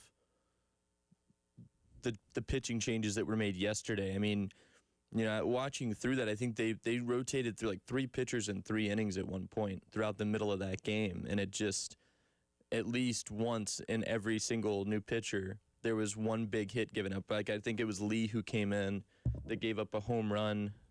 The solo shot to Daly. That was unbelievable. And Daly's like, that dude's a hitting machine. Like, he hasn't jacked one for Clemson yet until yesterday. But he's the active leader in home runs. Yeah, active leader in home runs. It's unbelievable. And then to give credit to Clemson where it's due, they built another good team. They're going to go, you know, I think there's, if nothing else, Friday showed that they're capable of losing. Of shooting themselves in the foot. They're not they Superman. Committed 2 errors. They Right. committed a mistake on the base pass that cost them a chance at scoring a run. Yeah, and so I think, again, you know that they're beatable. You know that they maybe aren't one of the best 5 teams necessarily in the country, but once Canuck gets going, because he's had a couple starts this year, and he hasn't looked remarkably impressive, I think, as expected. He's had some good outings. I think he's better than he's shown. I agree. Yeah. I completely agree with that. Like, last year we saw it. He was one of the best pitchers in college baseball. And I think this year he just needs to get a little bit more under him. He'll be fine. He's going to have a really good season. He's probably going to be a top prospect in the MLB draft. I mean, that's just the reality of it. And you got lucky that you got him on a night where he wasn't really given his best, or not necessarily that he wasn't trying to, but you weren't getting the best results. You weren't seeing the best out of him that we have seen in the past, because he really worked South Carolina's lineup last year. But again, I think Clemson's got the potential to go on another deep run. You just, you know, they're still chasing Omaha for the first time in a decade, more than a decade now. So it stinks that you lose that series. Like, guys like Talmadge Lecroy, who's been here for almost as long as Luke Doty's been on the football team, and then seasoned. Yeah, but just, again, for it to come down to the bats is so frustrating as a fan, as somebody who covers the team, to see them hit so poorly. It's almost deafening to hear the same thing over and over again. And just the fact that you're going to see pitching staffs like that. Like, there are a lot of really good pitching staffs, a lot of good, you know, groups of arms in the SEC. It's not like, you know, you're going to get to conference play and it's going to slow up, right? It's not like you're in the, you know, the Big South and you're playing a murderer's row of non-conference series to make your money or whatever, and then you go into conference play and the pitching is going to die down a little bit and your hitters are going to eventually see some positive regression. It's going to get harder, right? That's the very unfortunate thing. When it comes to this pitching staff, too, in defining roles, I would really like to see Josh Gunther do it again on a Friday night. I'd like to see him do it on the first Friday night that you get in SEC play. And if you're looking at the schedule, I mean, you got another Friday night opportunity, or technically a Saturday, because there'll be a doubleheader on Saturday with Princeton. But then you're going to get your first SEC series on March 13th, starting on March 13th at Florida. Yeah. I'd like to see him show something like he did. Maybe I'm not asking for 10 strikeouts and getting you 7 innings, but can he be a reliable Friday starter? It's something we're going to look really closely at when it comes to seeing if this team can salvage anything in SEC play. Well, and what a gauntlet for the baseball team this year, too, though. I mean, to open SEC play on the road at Florida, and then you immediately get Arkansas. Tough. And then you get a midweek versus North Carolina before you go to Georgia. I mean, like, the month of March is brutal for the Gamecocks. That's not going to be fun for South Carolina. Let's just be real. Like, you're playing some of the best teams. I think we were talking about this at work the other day. We were mapping it out for Palmetto Sports Daily, and I think they play 5 teams in the top 15 for their first few series. Like, it's just ridiculous numbers. Yeah. But they're going to be under the, I mean, then, yeah, because then you go to Texas to start April. That's I mean, best of luck. That's tough. I want them to play well. I want to see them steal a couple of these series. But if those bats don't start working, it's going to get out of hand quick. Now, they might be a conundrum in terms of how they look the first couple of weeks of March, but the biggest conundrum in college sports actually exists in Oxford, Ohio. And I'll tell you what I mean coming up next here in the early game.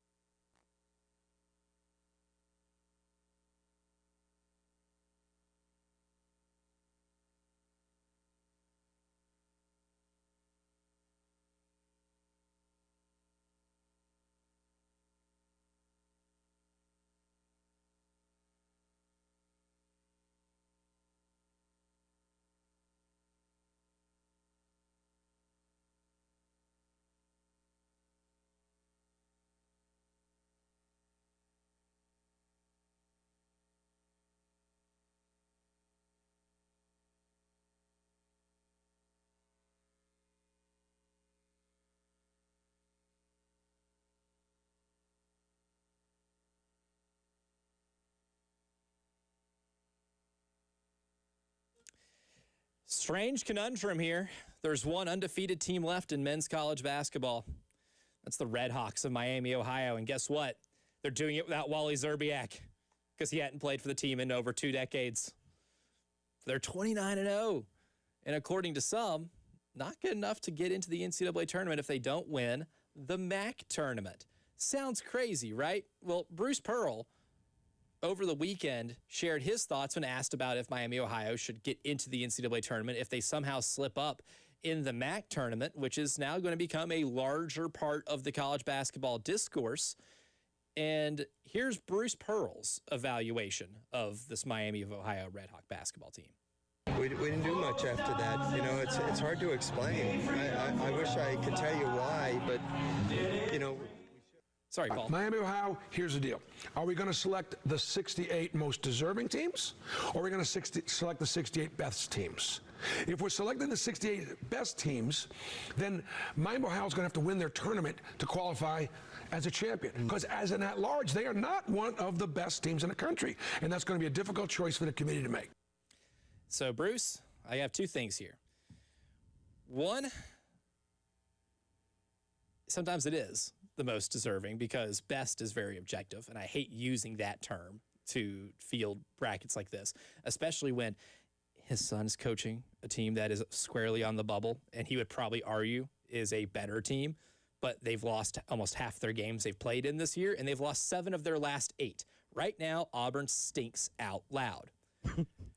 And with Miami, Ohio, yeah, you can look at not playing any quad 1 games, and I can totally understand this. The schedule stink out loud too. Absolutely, it does. There are 3 non-Division I games on that schedule, and the committee technically does not count those if you win games against Division II or Division III opponents, as they shouldn't. That is a correct course of action there.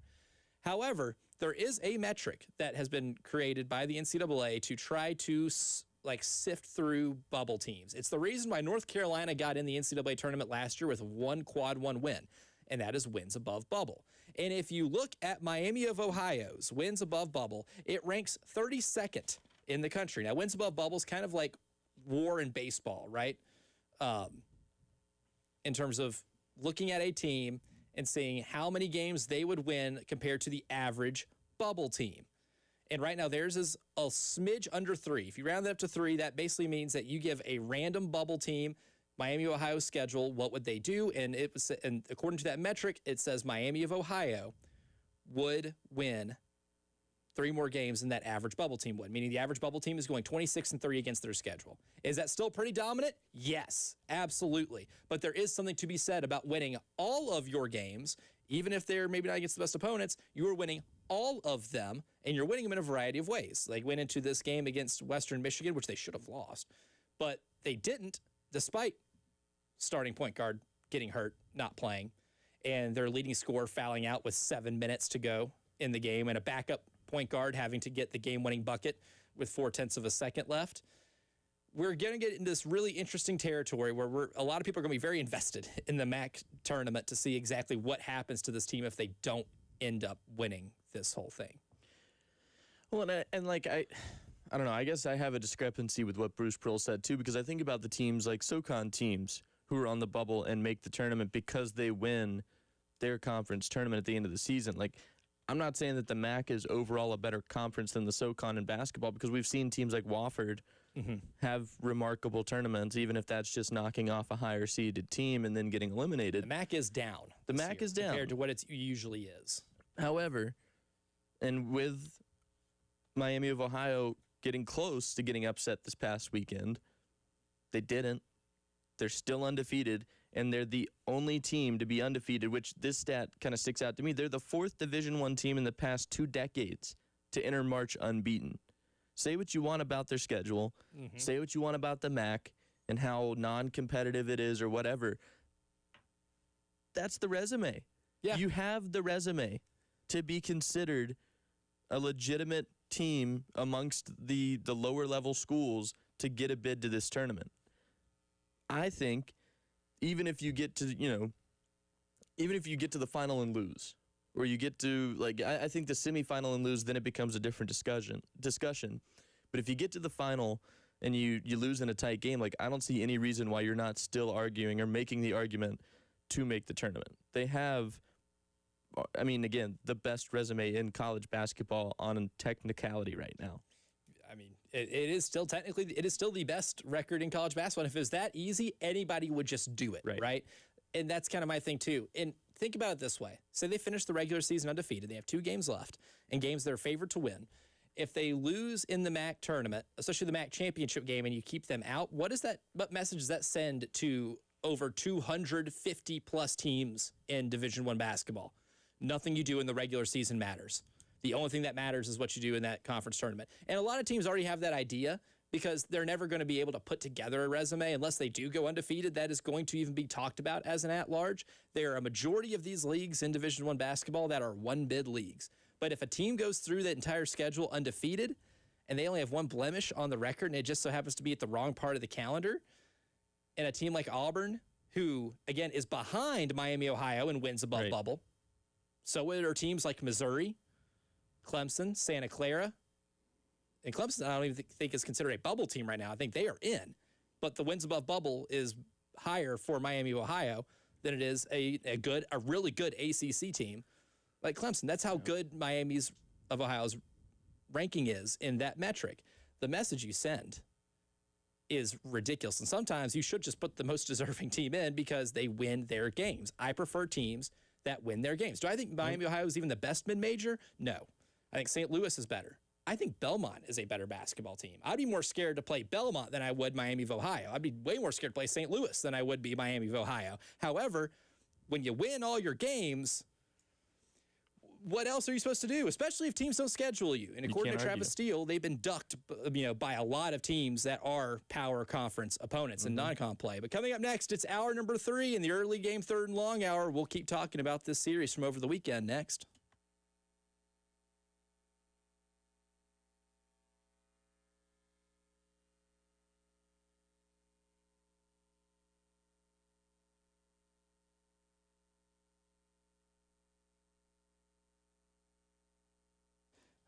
March 9th is coming up sooner than you think. I've been talking about the Pro Swing Spring League. Try saying that 10 times fast. But the Pro Swing 2026 Spring League does start on March 9th. So if you want to sign up, there's no better time to do it than right now. Get yourself 10 regular season weeks of action, whether it be at the Chapin location or the Forest Acres location. And if you're good enough, you can get those 2 playoff weeks too and be able to try to win some prizes. Now, the cost is $40 per round for 1 round per week. But if you are a Pro Swing member, here is a perk of that membership. You can get $25 per round if you are a member.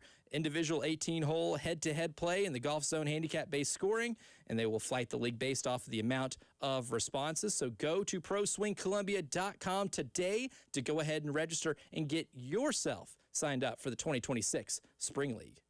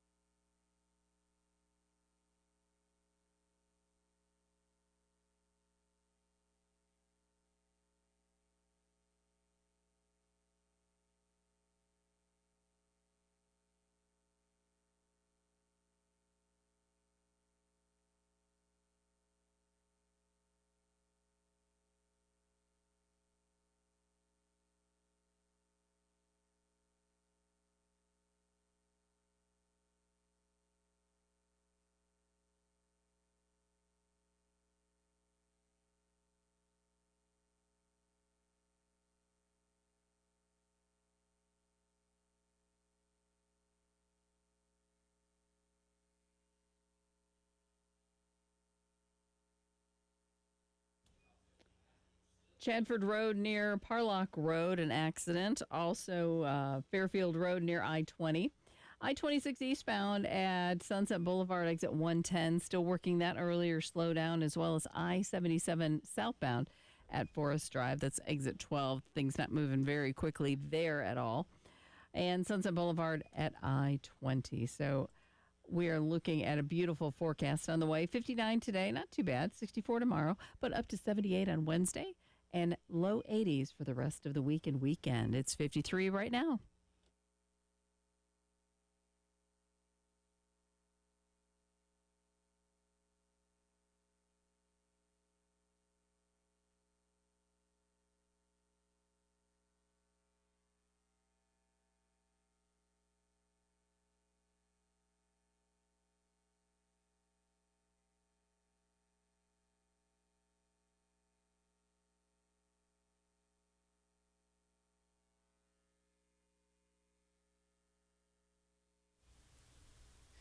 The early game, third and long hour, starts right now. I'm Elijah Campbell. He is Nick Harvey from Team WIS. Jen Jensen behind the glass, and our man Randy Young in the video production room here at Studio 803, where we stream everything on YouTube. We filmed the last hour here in Studio 803, and you can watch us on the YouTube page at The Game TV Radio, or I've just discovered if you just put in the search bar 1075 The Game, we pop up pretty easily. You pop up pretty well. Easy to find. I do that all the time to listen to you guys, actually. It's pretty simple. Very, very easy to do. And if you hit subscribe, you get notifications when we go live on different shows. Yeah, the little bell. Just turn on the little bell on your phone on YouTube. Turn on the little bell, and then whenever we have some extra stuff, too, like what we did with you and Julia, you get that notification whenever that pops up, too, or when someone like, Joey Logano comes by. Sure. You get an update whenever that interview goes live. By the way, and Jen, you might be able to weigh in on this. I did not know he was bald now. So yes, when Rick interviewed him and I saw the video, it just shocked me. He used to have like this full head of hair. He was bald. When did that happen? Well, he actually had thinning hair issues. He has, I believe, alopecia. Oh, okay. And so then he worked with a sponsor, one of the ones that helped kind of the hair regrow, but then that did really, really well, and then that kind of wasn't working so well, so he was starting to get some spots of patchiness. So he's like, you know what, I'm done. I'm just going to shave it all off for now. And his son helped him, and so it was a family thing. But yeah, that's what happened. It doesn't look bad. No, it doesn't. No, it just looks like a distinguished gentleman now. He absolutely does. And he said he just had to up his beanie game a little bit in the wintertime. Sure. Certainly. Certainly. Yeah.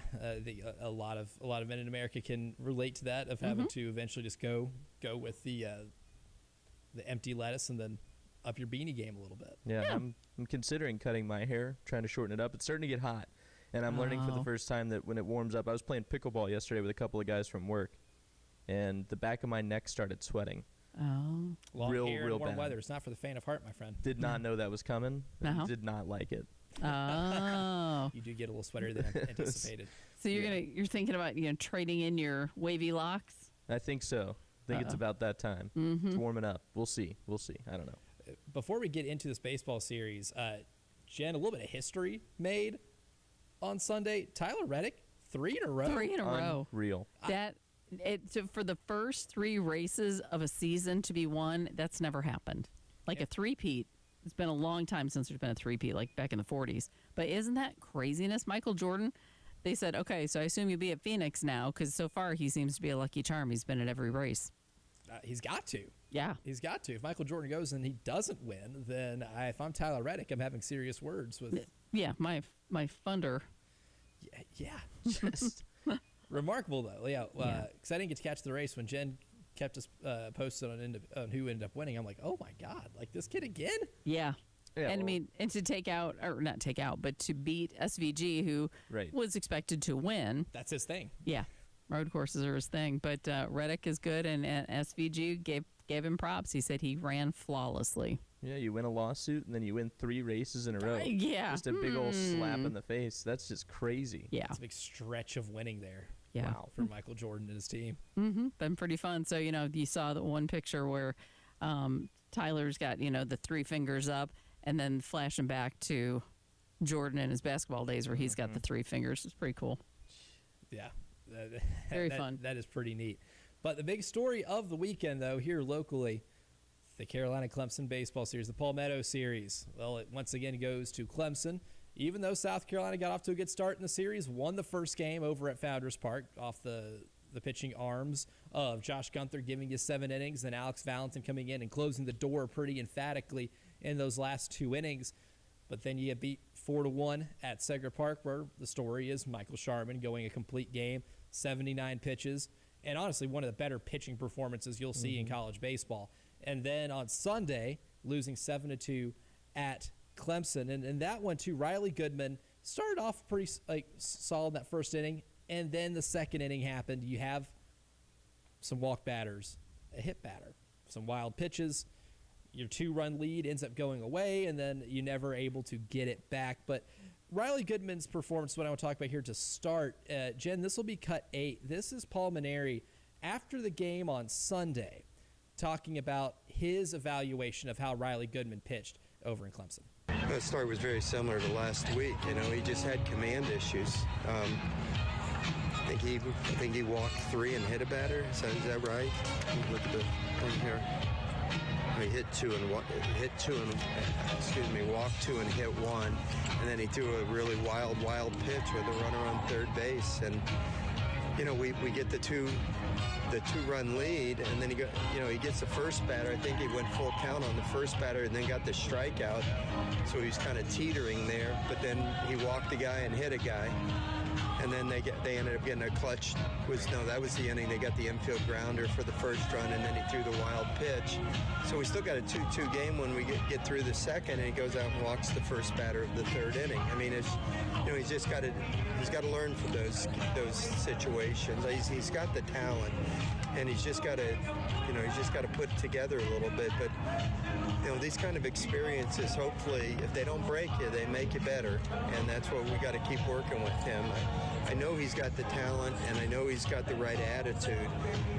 He's just got to have a little bit better control and throw the ball over the plate, especially once you get him runs, and especially in a tie game. And when that got away, he had a 35-pitch second inning.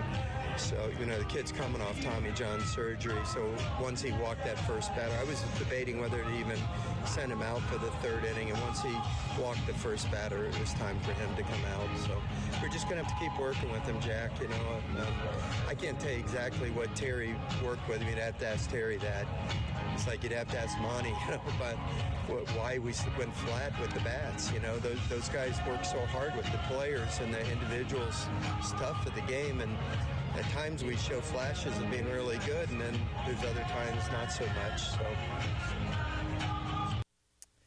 So a lot to unpack there. We'll stick to the Riley Goodman stuff first, and I know Preston wants to weigh in tomorrow when we have a little more time with him to talk about maybe some of the buck passing that goes by with some of the assistant coaches there, because that's certainly what that came off as. But Riley Goodman's performances so far, you've seen some good. I think the first start of the year against Northern Kentucky, you see it. And you see it even in some of the games where he does struggle, where you see the velocity. The velocity is there with him. And that's one thing in modern baseball. So many pitching evaluators talk about velocity and spin rate and all the fancy stuff that makes somebody maybe predictively good going forward, but there's still the issue of control with him. And when you look at maybe some of the pitches and you see the velocity and you see how hard he can throw the ball, you can see weekend starter. However, relying on him to be a weekend starter, if the control's not there, is going to make things really tough moving forward once you start getting to SEC play,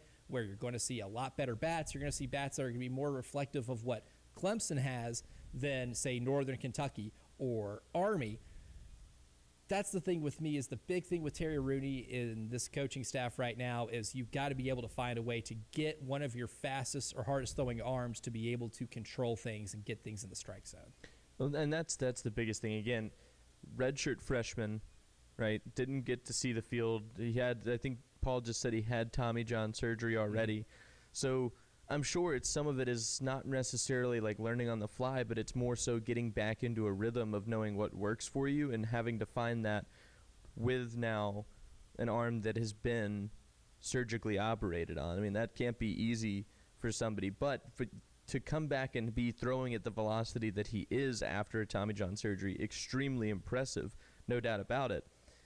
What still gets me, though, is the lack of control. And like you just said, I mean, if you don't have command of your pitches, especially having a runner on third base and throwing that wild pitch just really stunk. And it kind of takes the wind out of your sails if you're South Carolina, because you have a 2-0 lead. It was an impressive at-bat, but I believe it was Dawson Harmon who hit that double to drive in a run. Yeah, and he's been struggling this year. He got that out of him, and it says, okay, well, if you're getting that out of him, maybe you've got some fuel to back up your pitcher a little bit. Arguably the best at-bat of the entire game yesterday, because he battled like crazy. I think he went down 0-2, fought back in the count, fouled off a couple pitches, and then cranked one into right field to bring home a runner and take that 2-0 lead. And then immediately after that, you give up 2 runs, this game gets tied, and then you come back out in the third, and you throw a wild pitch when the guy's on third base. Or I think that's how they scored their first run, possibly, was that wild pitch. and then they drive in another to tie it, and the bats just get hotter from there after he walks the first batter to the third inning. It's unfortunate because you want to see the kid do well. Like, I want to see him do well. I know that they thought he might have been the Friday starter, but with a lack of command and the way that he's given up some of these pitches, I don't know. But it's obvious also that it's probably your best option. Like, you don't necessarily have another weekend rotation starter other than maybe, I can't think of the name off the top of my head, the kid who started the midweek, who was a Virginia transfer. But the tough part about that at the same time is I'm pretty sure he's the one who took the loss against Queens on Wednesday.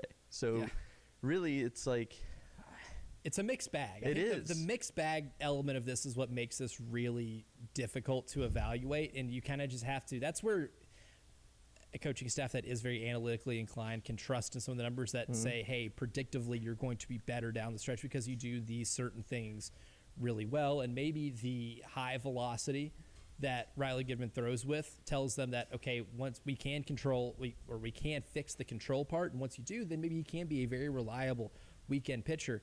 It's going to be hard, though, if you're not hitting the ball, to have to rely on your pitchers being incredibly dominant. Like Josh Gunther was great Friday night, and that's the reason you won the game. Can you rely on him to do that every Friday night? It's going to be it's a tough ask. I'm not saying Josh Gunther can't take that momentum and end up pitching really well throughout the season and being a reliable Friday night starter. Right. It's a tough ask to have anybody do that if you're going to hit 132. 803-404-6100. That is the AAA Heating and Air phone lines, and our man Dallas is on the line with us this morning. Good morning, Dallas. Welcome to the early game. Hey, guys. Good morning. I think I've had it with Maneri, man. I know he's impressed with himself. I can tell that by the numerous interviews I've heard him. The fact that, you know, he played off the Gamecock or the Clemson series when he first got here is just I don't get that. He was in the league for such a long time, and he's not even aware of who his rivals are, teams that he's going to, and he certainly had to know that. And this year he backs away from it and calls it an important game. The bottom line is, you know, this team has not changed one iota since last year. Same hitting problems, pitching problems. You know, he is, you know, scoreboard, he's 1-5 against Clemson. And I don't see this season, I see this season going the same as it did last season. I think this guy was a desperate hire. He was on his way out at LSU. And hitting hasn't improved. Pitching hasn't improved.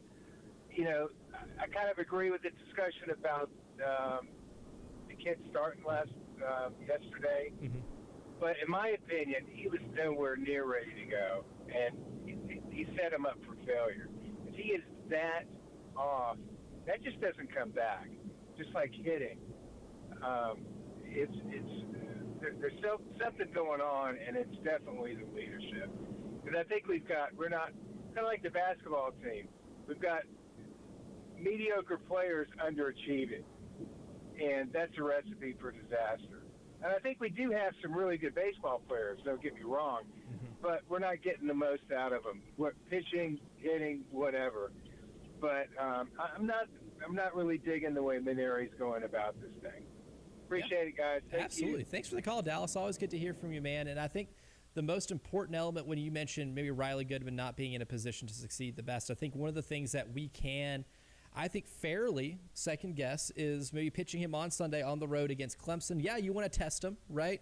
And there'll be plenty of opportunities to test him, but maybe if you swapped it, because I know John Whittle was talking about that with us, you know, maybe having Amp Phillips be the starter on Sunday because he has pitched at Clemson before in a really big game. He did an NCAA tournament game, and when he was at USC Upstate and struck out 9 in 6 innings. And maybe the same result would have happened if you had Amp Phillips starting in terms of what we saw on Saturday with him maybe getting touched up a little bit a couple of innings in, but still not playing poorly.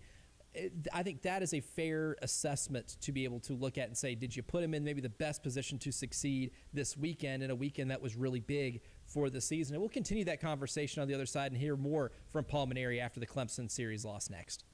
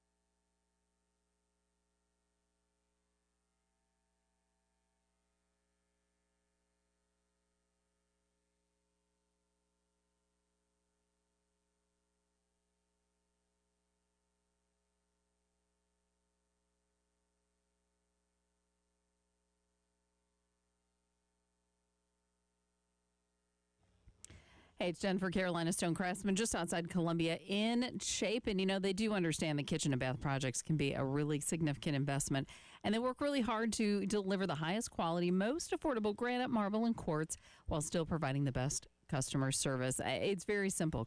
Great countertops with no compromises. You need to visit them to see what I mean. You can see the craftsmanship of each slab and investigate their one-of-a-kind indoor showroom. It's absolutely fabulous, and they have some beautiful outdoor hardscape work that they can do. They have an outdoor showroom as well that you need to check out. But we ended up utilizing them when we were redoing a couple of bathrooms, changed out the cabinets, needed countertops, and they were helpful in every step of the process. They're family-owned and operated. I encourage you to reach out to Carolina Stone Craftsman. Tell them Jen sent you if you're in the market for countertops. They're just beyond Columbia in Chapin and beyond your expectations. Visit them online, carolinastonecraftsman.com.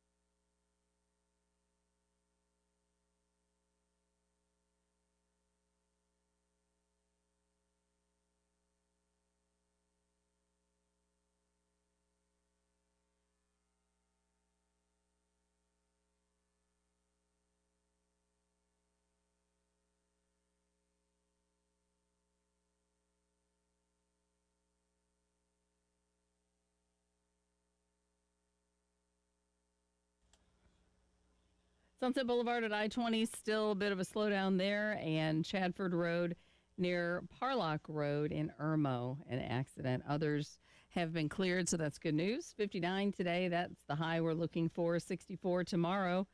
On Wednesday, cloudy 78, and then we will be in the low 80s for the rest of the week. 52 with a few clouds right now on 107.5 The Game.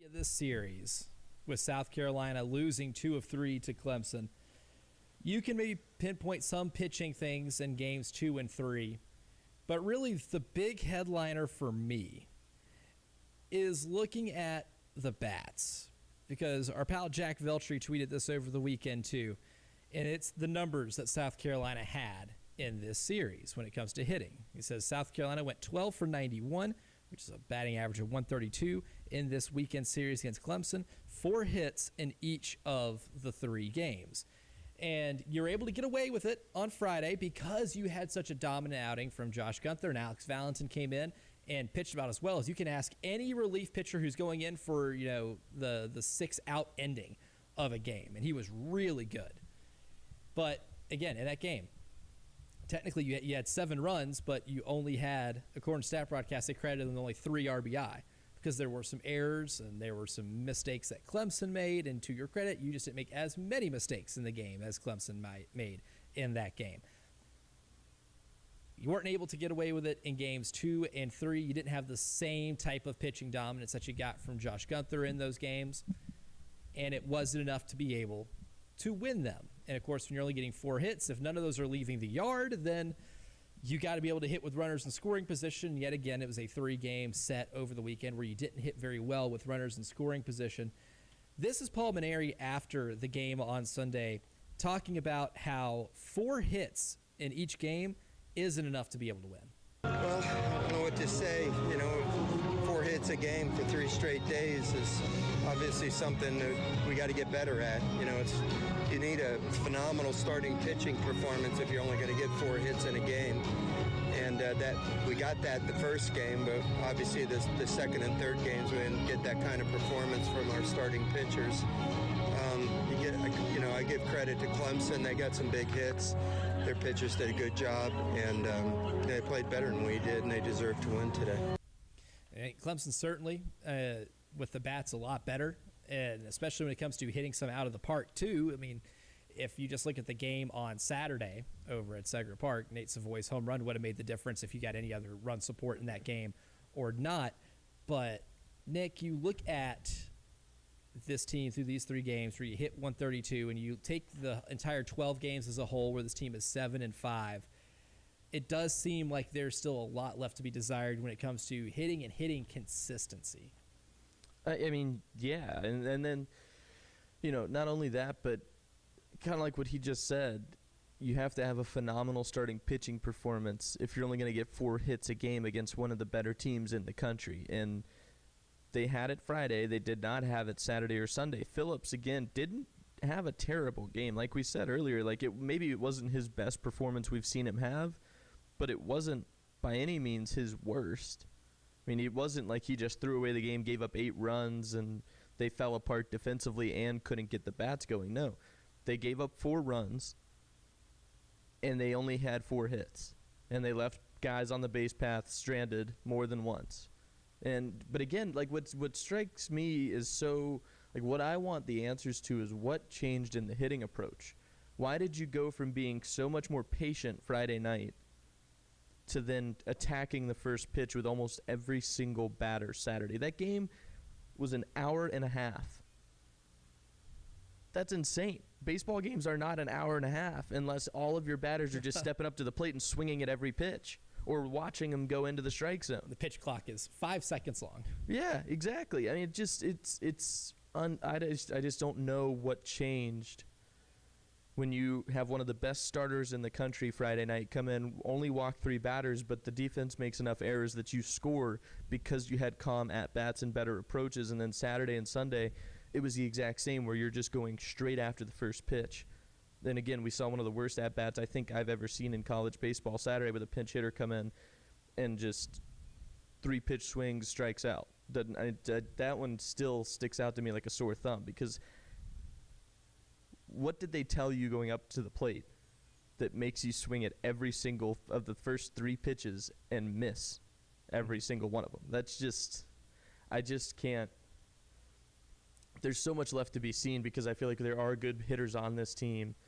But anytime somebody gets on base, it seems like the juice just runs out from this South Carolina team. I mean, we've seen it a couple times where guys will drive in a run. I just haven't seen enough of it consistently to say if you get guys on the base path, that's where you're capitalizing because somebody can situationally put one up the middle and drive in a run. And there's two sides of the coin on Saturday that makes it really frustrating when it comes to hitting. Because Brad on the Firehouse Subs text line, I think, makes a really good point because he was throwing nothing but strikes.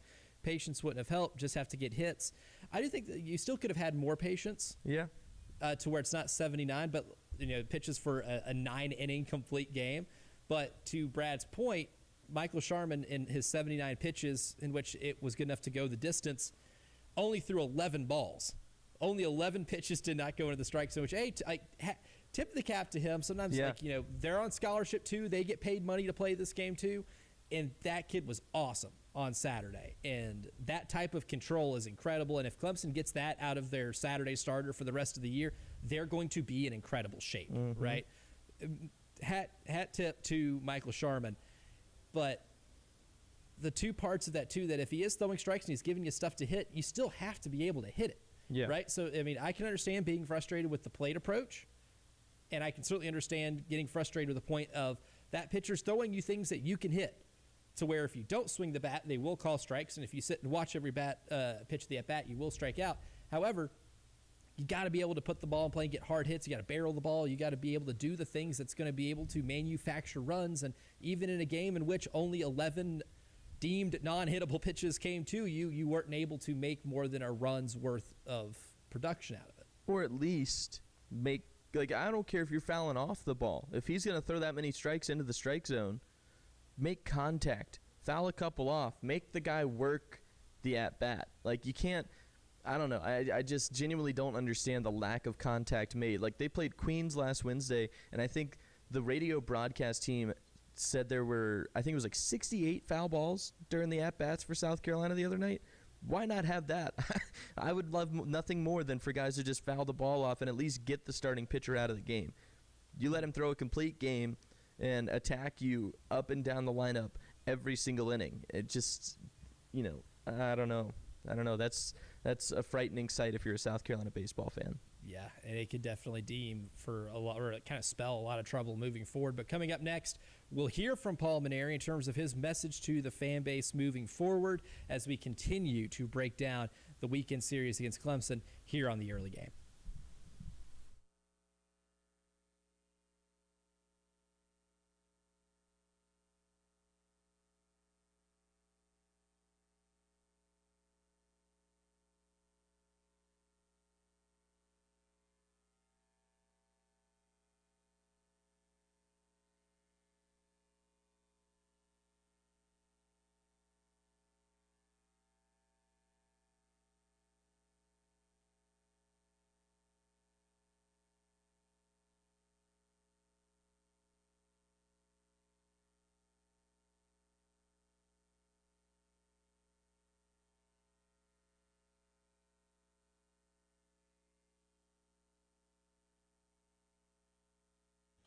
Hey, it's Jen for CHW Cabinetry in Lexington. The new cabinets that we had installed in the kitchen, it was not a planned thing, but when your kitchen gets flooded, that's what ends up happening. So with it being a stressful time, the folks at CHW Cabinetry, they could not have been any better. They made the process so much easier for us. Then we got the photorealistic rendering of our finished kitchen, and that gave us kind of the light at the end of the tunnel that we were going to get things fixed. But it also showed us what we needed to finish out the kitchen. But as far as doing an entire kitchen remodel, you don't have to do that to take advantage of what CHW Cabinetry can do for you. They could just update your pantry a little bit, maybe put some cabinetry in a guest bathroom, maybe update some things in your closet.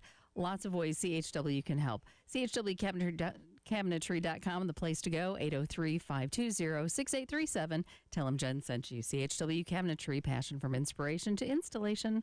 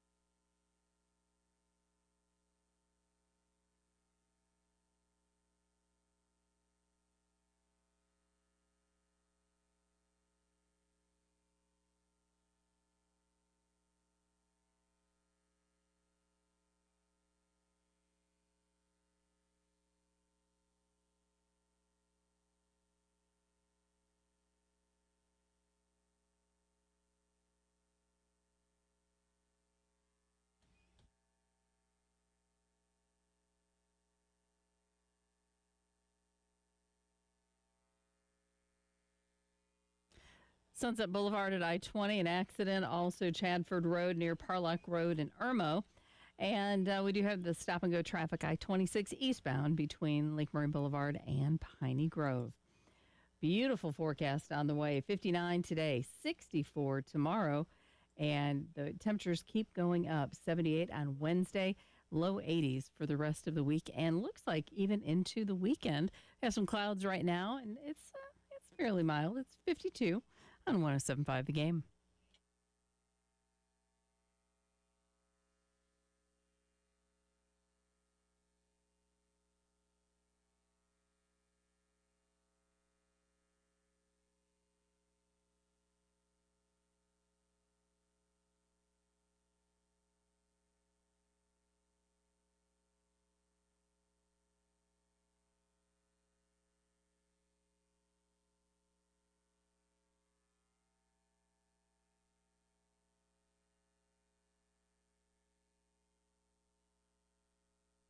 And before we get to Paul's thoughts on, or his thoughts of the season so far and his message to the fan base, we do have the Spring Golf Classic over at Charwood 2. It is back Friday, April 3rd at Charwood Golf Club in West Columbia. And, of course, we have all the fun stuff there, too, like Saki's Morning Libations Bar, onion sausage provided by the Lexington Gamecock Club, which is really good. I've had it plenty of times. I get stuffed with food every time I go and do a remote from there. And, of course, the golf gun is back, and if Terry Ford is in control of it, then it's dangerous, and you should definitely keep an eye out because there will only be shenanigans after that. $400 a team. Call Charwood at 803-755-2000 and press 2 to register. And for the baseball team, back to regularly scheduled programming, hitting has been a big issue so far this year. Before we get to Paul, Sam on the Firehouse Subs text line says, we've had the same hitting coach for 3 years and absolutely nothing has changed. Can you guys please comment on this? And I think a lot of the discourse about the program is going to be at the leader, right? It's going to be directed towards Paul Mainieri. And when you have a start like this and you have the season you did last year, I think all of that is incredibly fair to start questioning. But there's a lot of pressure, I feel like, on Monty Lee, equally as much, too, because the hitting has left a lot to be desired. You're 12 games in. You've had the 3 games against Clemson. You had a 3-game weekend series against the service academies. You had a 3-game series against Northern Kentucky and midweeks against Wofford, Gardner-Webb, and Queens. And the batting average as a team right now is sitting at 266 for the season as of March 1st. You're hitting at 266. And then over the weekend, you hit 132. When we're looking at things that do spell trouble moving forward, you're going to get variance in your pitching staff. And if you do get what you got out of Josh Gunther on Friday nights, and he's continuing to be an improved pitcher who is able to give you those starts consistently, again, a larger sample size to me is going to be needed before I make any sweeping assumptions on how Josh is going to play in that role for the rest of the year. But unless you get that type of performance, if you're hitting like this and what you're looking at in terms of the numbers stays consistent throughout the rest of your 50-plus game regular season, it can spell some trouble in a way that makes your SEC season look like it did last year. Again, if those numbers don't improve, because the pitching that you're going to face is only going to get better. And if you're 266 so far through the first 12 games, and you look at the 3 games against the teams that are going to closely mirror what you see in conference play, and that's 132, there is a lot of rightful reason for concern that you might get a similar result what you did last year in league play.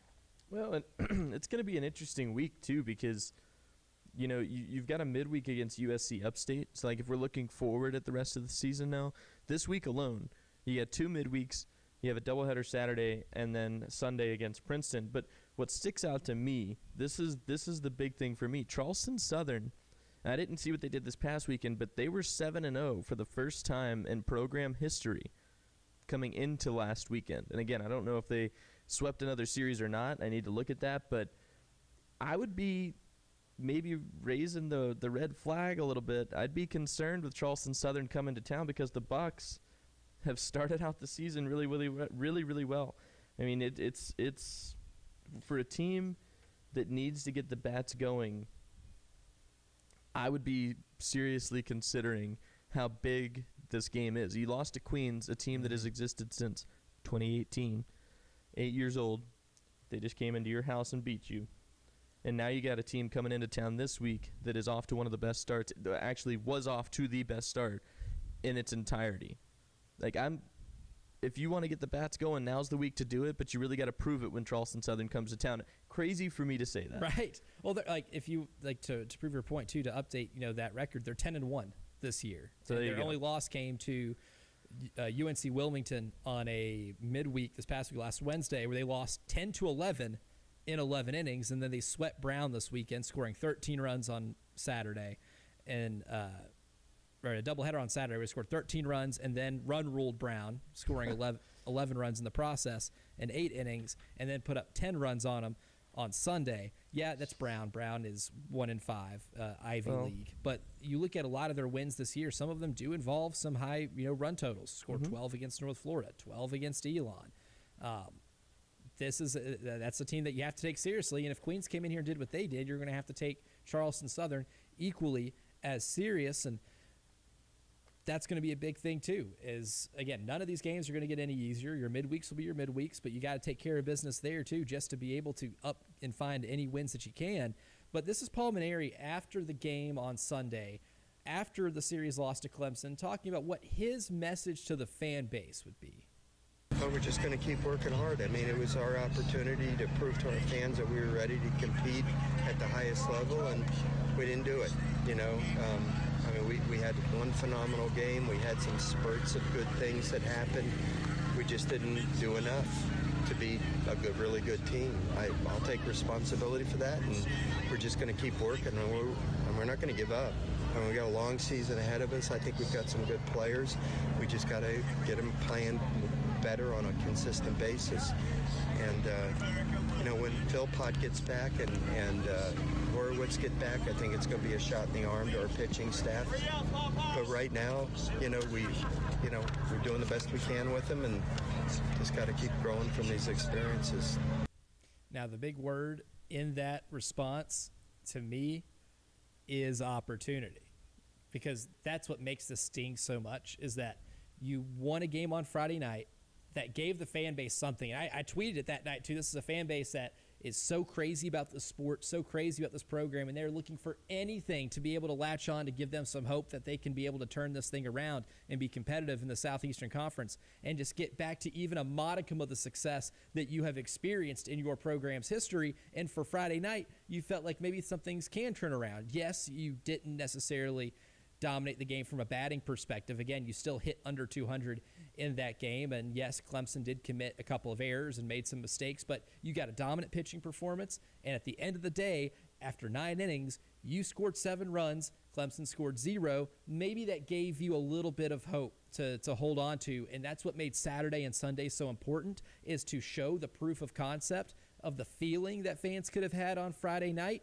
And that's the opportunity that you had in those 2 straight games away from Founders Park at Segra and over in the Upstate, and you didn't capitalize on that. And the feeling now after the Saturday and Sunday games is completely different than the 16-hour stretch you had between the end of the game Friday and first pitch on Saturday. Yeah, well, and again, it's opportunity, because now you have to turn the page, right? You can't dwell on it. I mean, Paul said it when they lost to Queens last week. You can't dwell on this one. We got to turn our attention to the next thing, and that was Clemson. You didn't perform in the next 2 games after having a pretty phenomenal night Friday, even with poor hitting, and then you lose the next 2. You've got 2 midweek games to get through this week with Charleston Southern and USC Upstate, 2 teams that you should be able to beat, 2 teams where you should be able to get the bats going and get yourself a little bit of confidence in the lineup, right? Then you have Princeton, who's 2-5. They dropped their season opening series with NC State and then lost to Duke. So, I mean, battle tested. They're right, exactly. They've played some good competition. 2 good baseball teams. Duke's not ranked, but still, I mean, that's a good baseball program. And so you've got a Princeton team here who has not had the outcomes they've probably wanted to start the season against better competition. They're going to come in looking to upset a team that's kind of shaking at the knees right now, who has not proven anything from a hitting standpoint. They've had moments, but and Paul said that earlier when we were listening to him. They've had moments where they look good and they got good hitting and they do this, that, and the other. You can't have moments with this baseball team. You have to be consistent. Yeah, and string that success along. And You mentioned the two games this week, USC Upstate and Charleston Southern, before you get to the weekend series against Princeton. And games you should win, absolutely. Teams that also could get you, absolutely. Because remember, USC Upstate won the Big South last year. They played in the NCAA tournament. Is the roster completely different? Yes. Do you have their best pitcher from last year? Yes. But that's still a team that went to the NCAA tournament last year. And then we just mentioned what Charleston Southern's done so far this year. They're 10-1. They are certainly games you should win, but they're also ones that can get you if you overlook them. And that would not be a winning proposition. However, like we do every day, we have winners for you, brought to you by the Golden Spur, and they're next.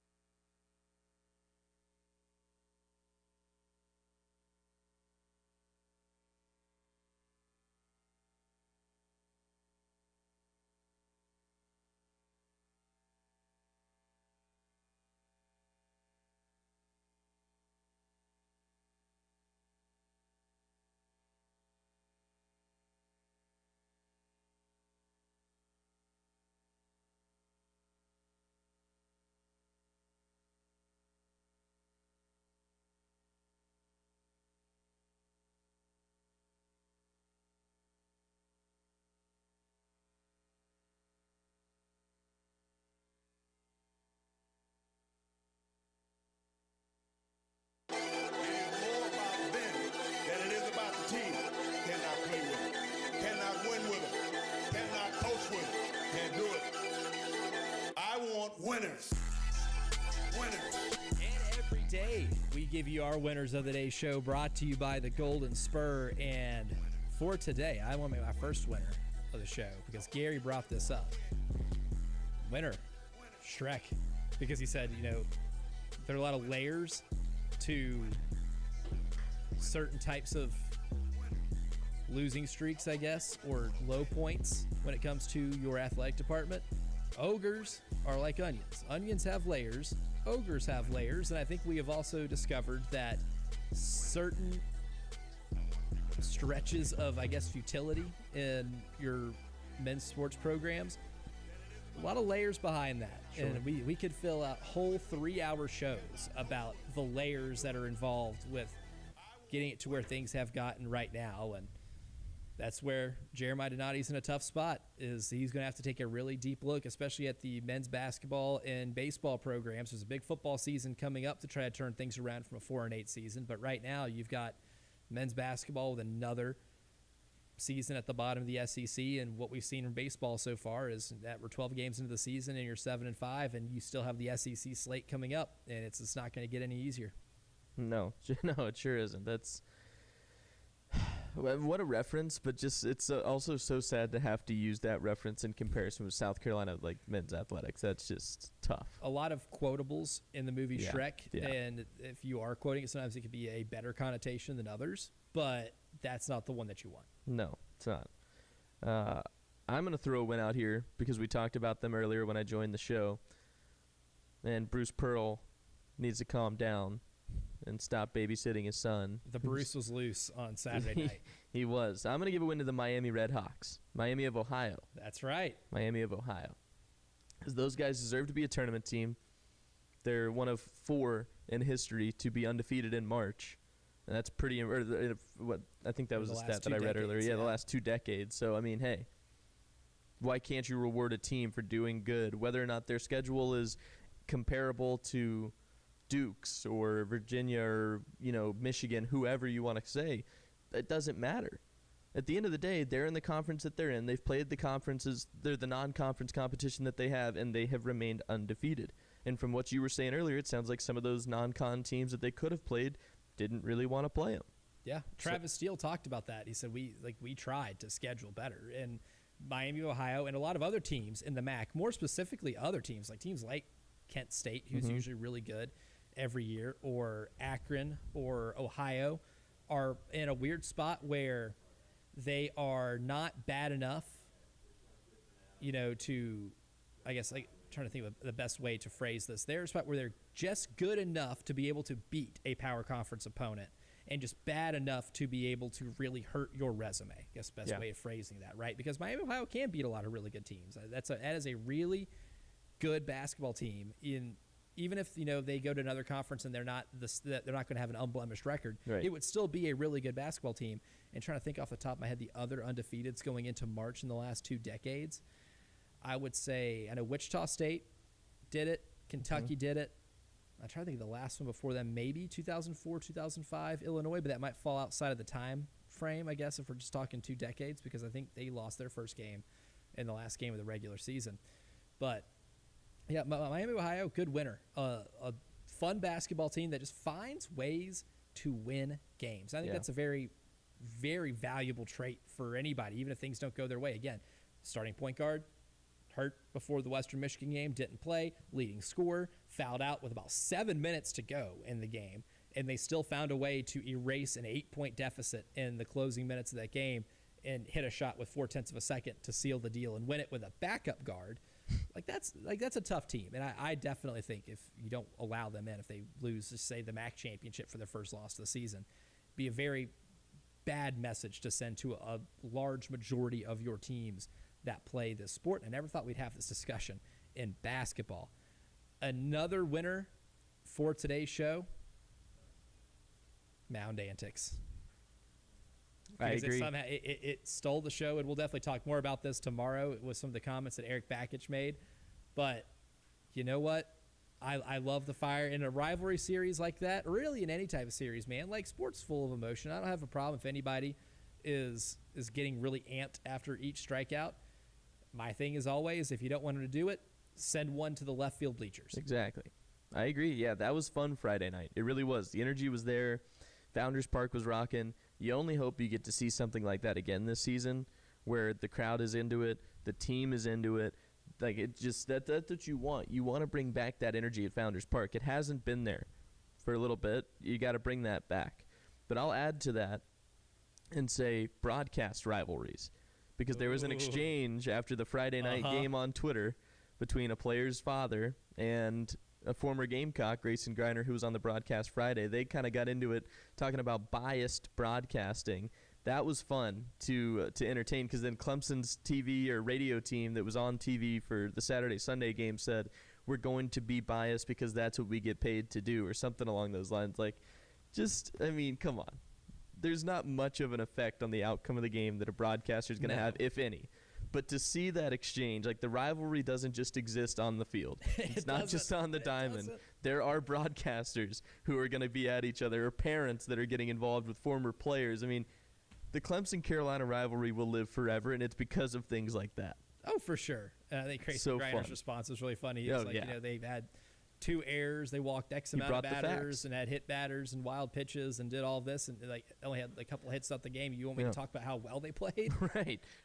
They didn't play well, and that's one thing. Even if on Sunday, Don Munson broadcasting the game, they had Josh Gunther on during the broadcast and talked to him. You know why? Because he played really well. That's a hard thing to ignore. And if South Carolina did something really well, they talked about it. Right. But if Clemson's playing the way they were, they're going to be more Clemson-oriented. That's just how that type of stuff goes. And last winter, before we get out of here, too, and I want to keep banging this drum, the Charlotte Hornets, baby, win again on Saturday. They're only 1 game below 500, and they're only about 3 games out of that first play-in spot.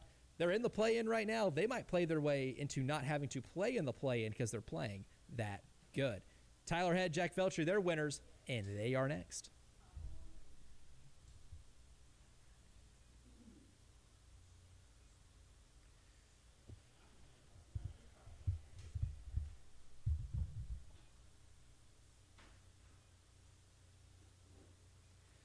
And all this college baseball talk today and over the weekend makes you think about how reliable a starting pitcher to start your weekend series is. You feel good about going into every series because you have a really good starting pitcher. That reliability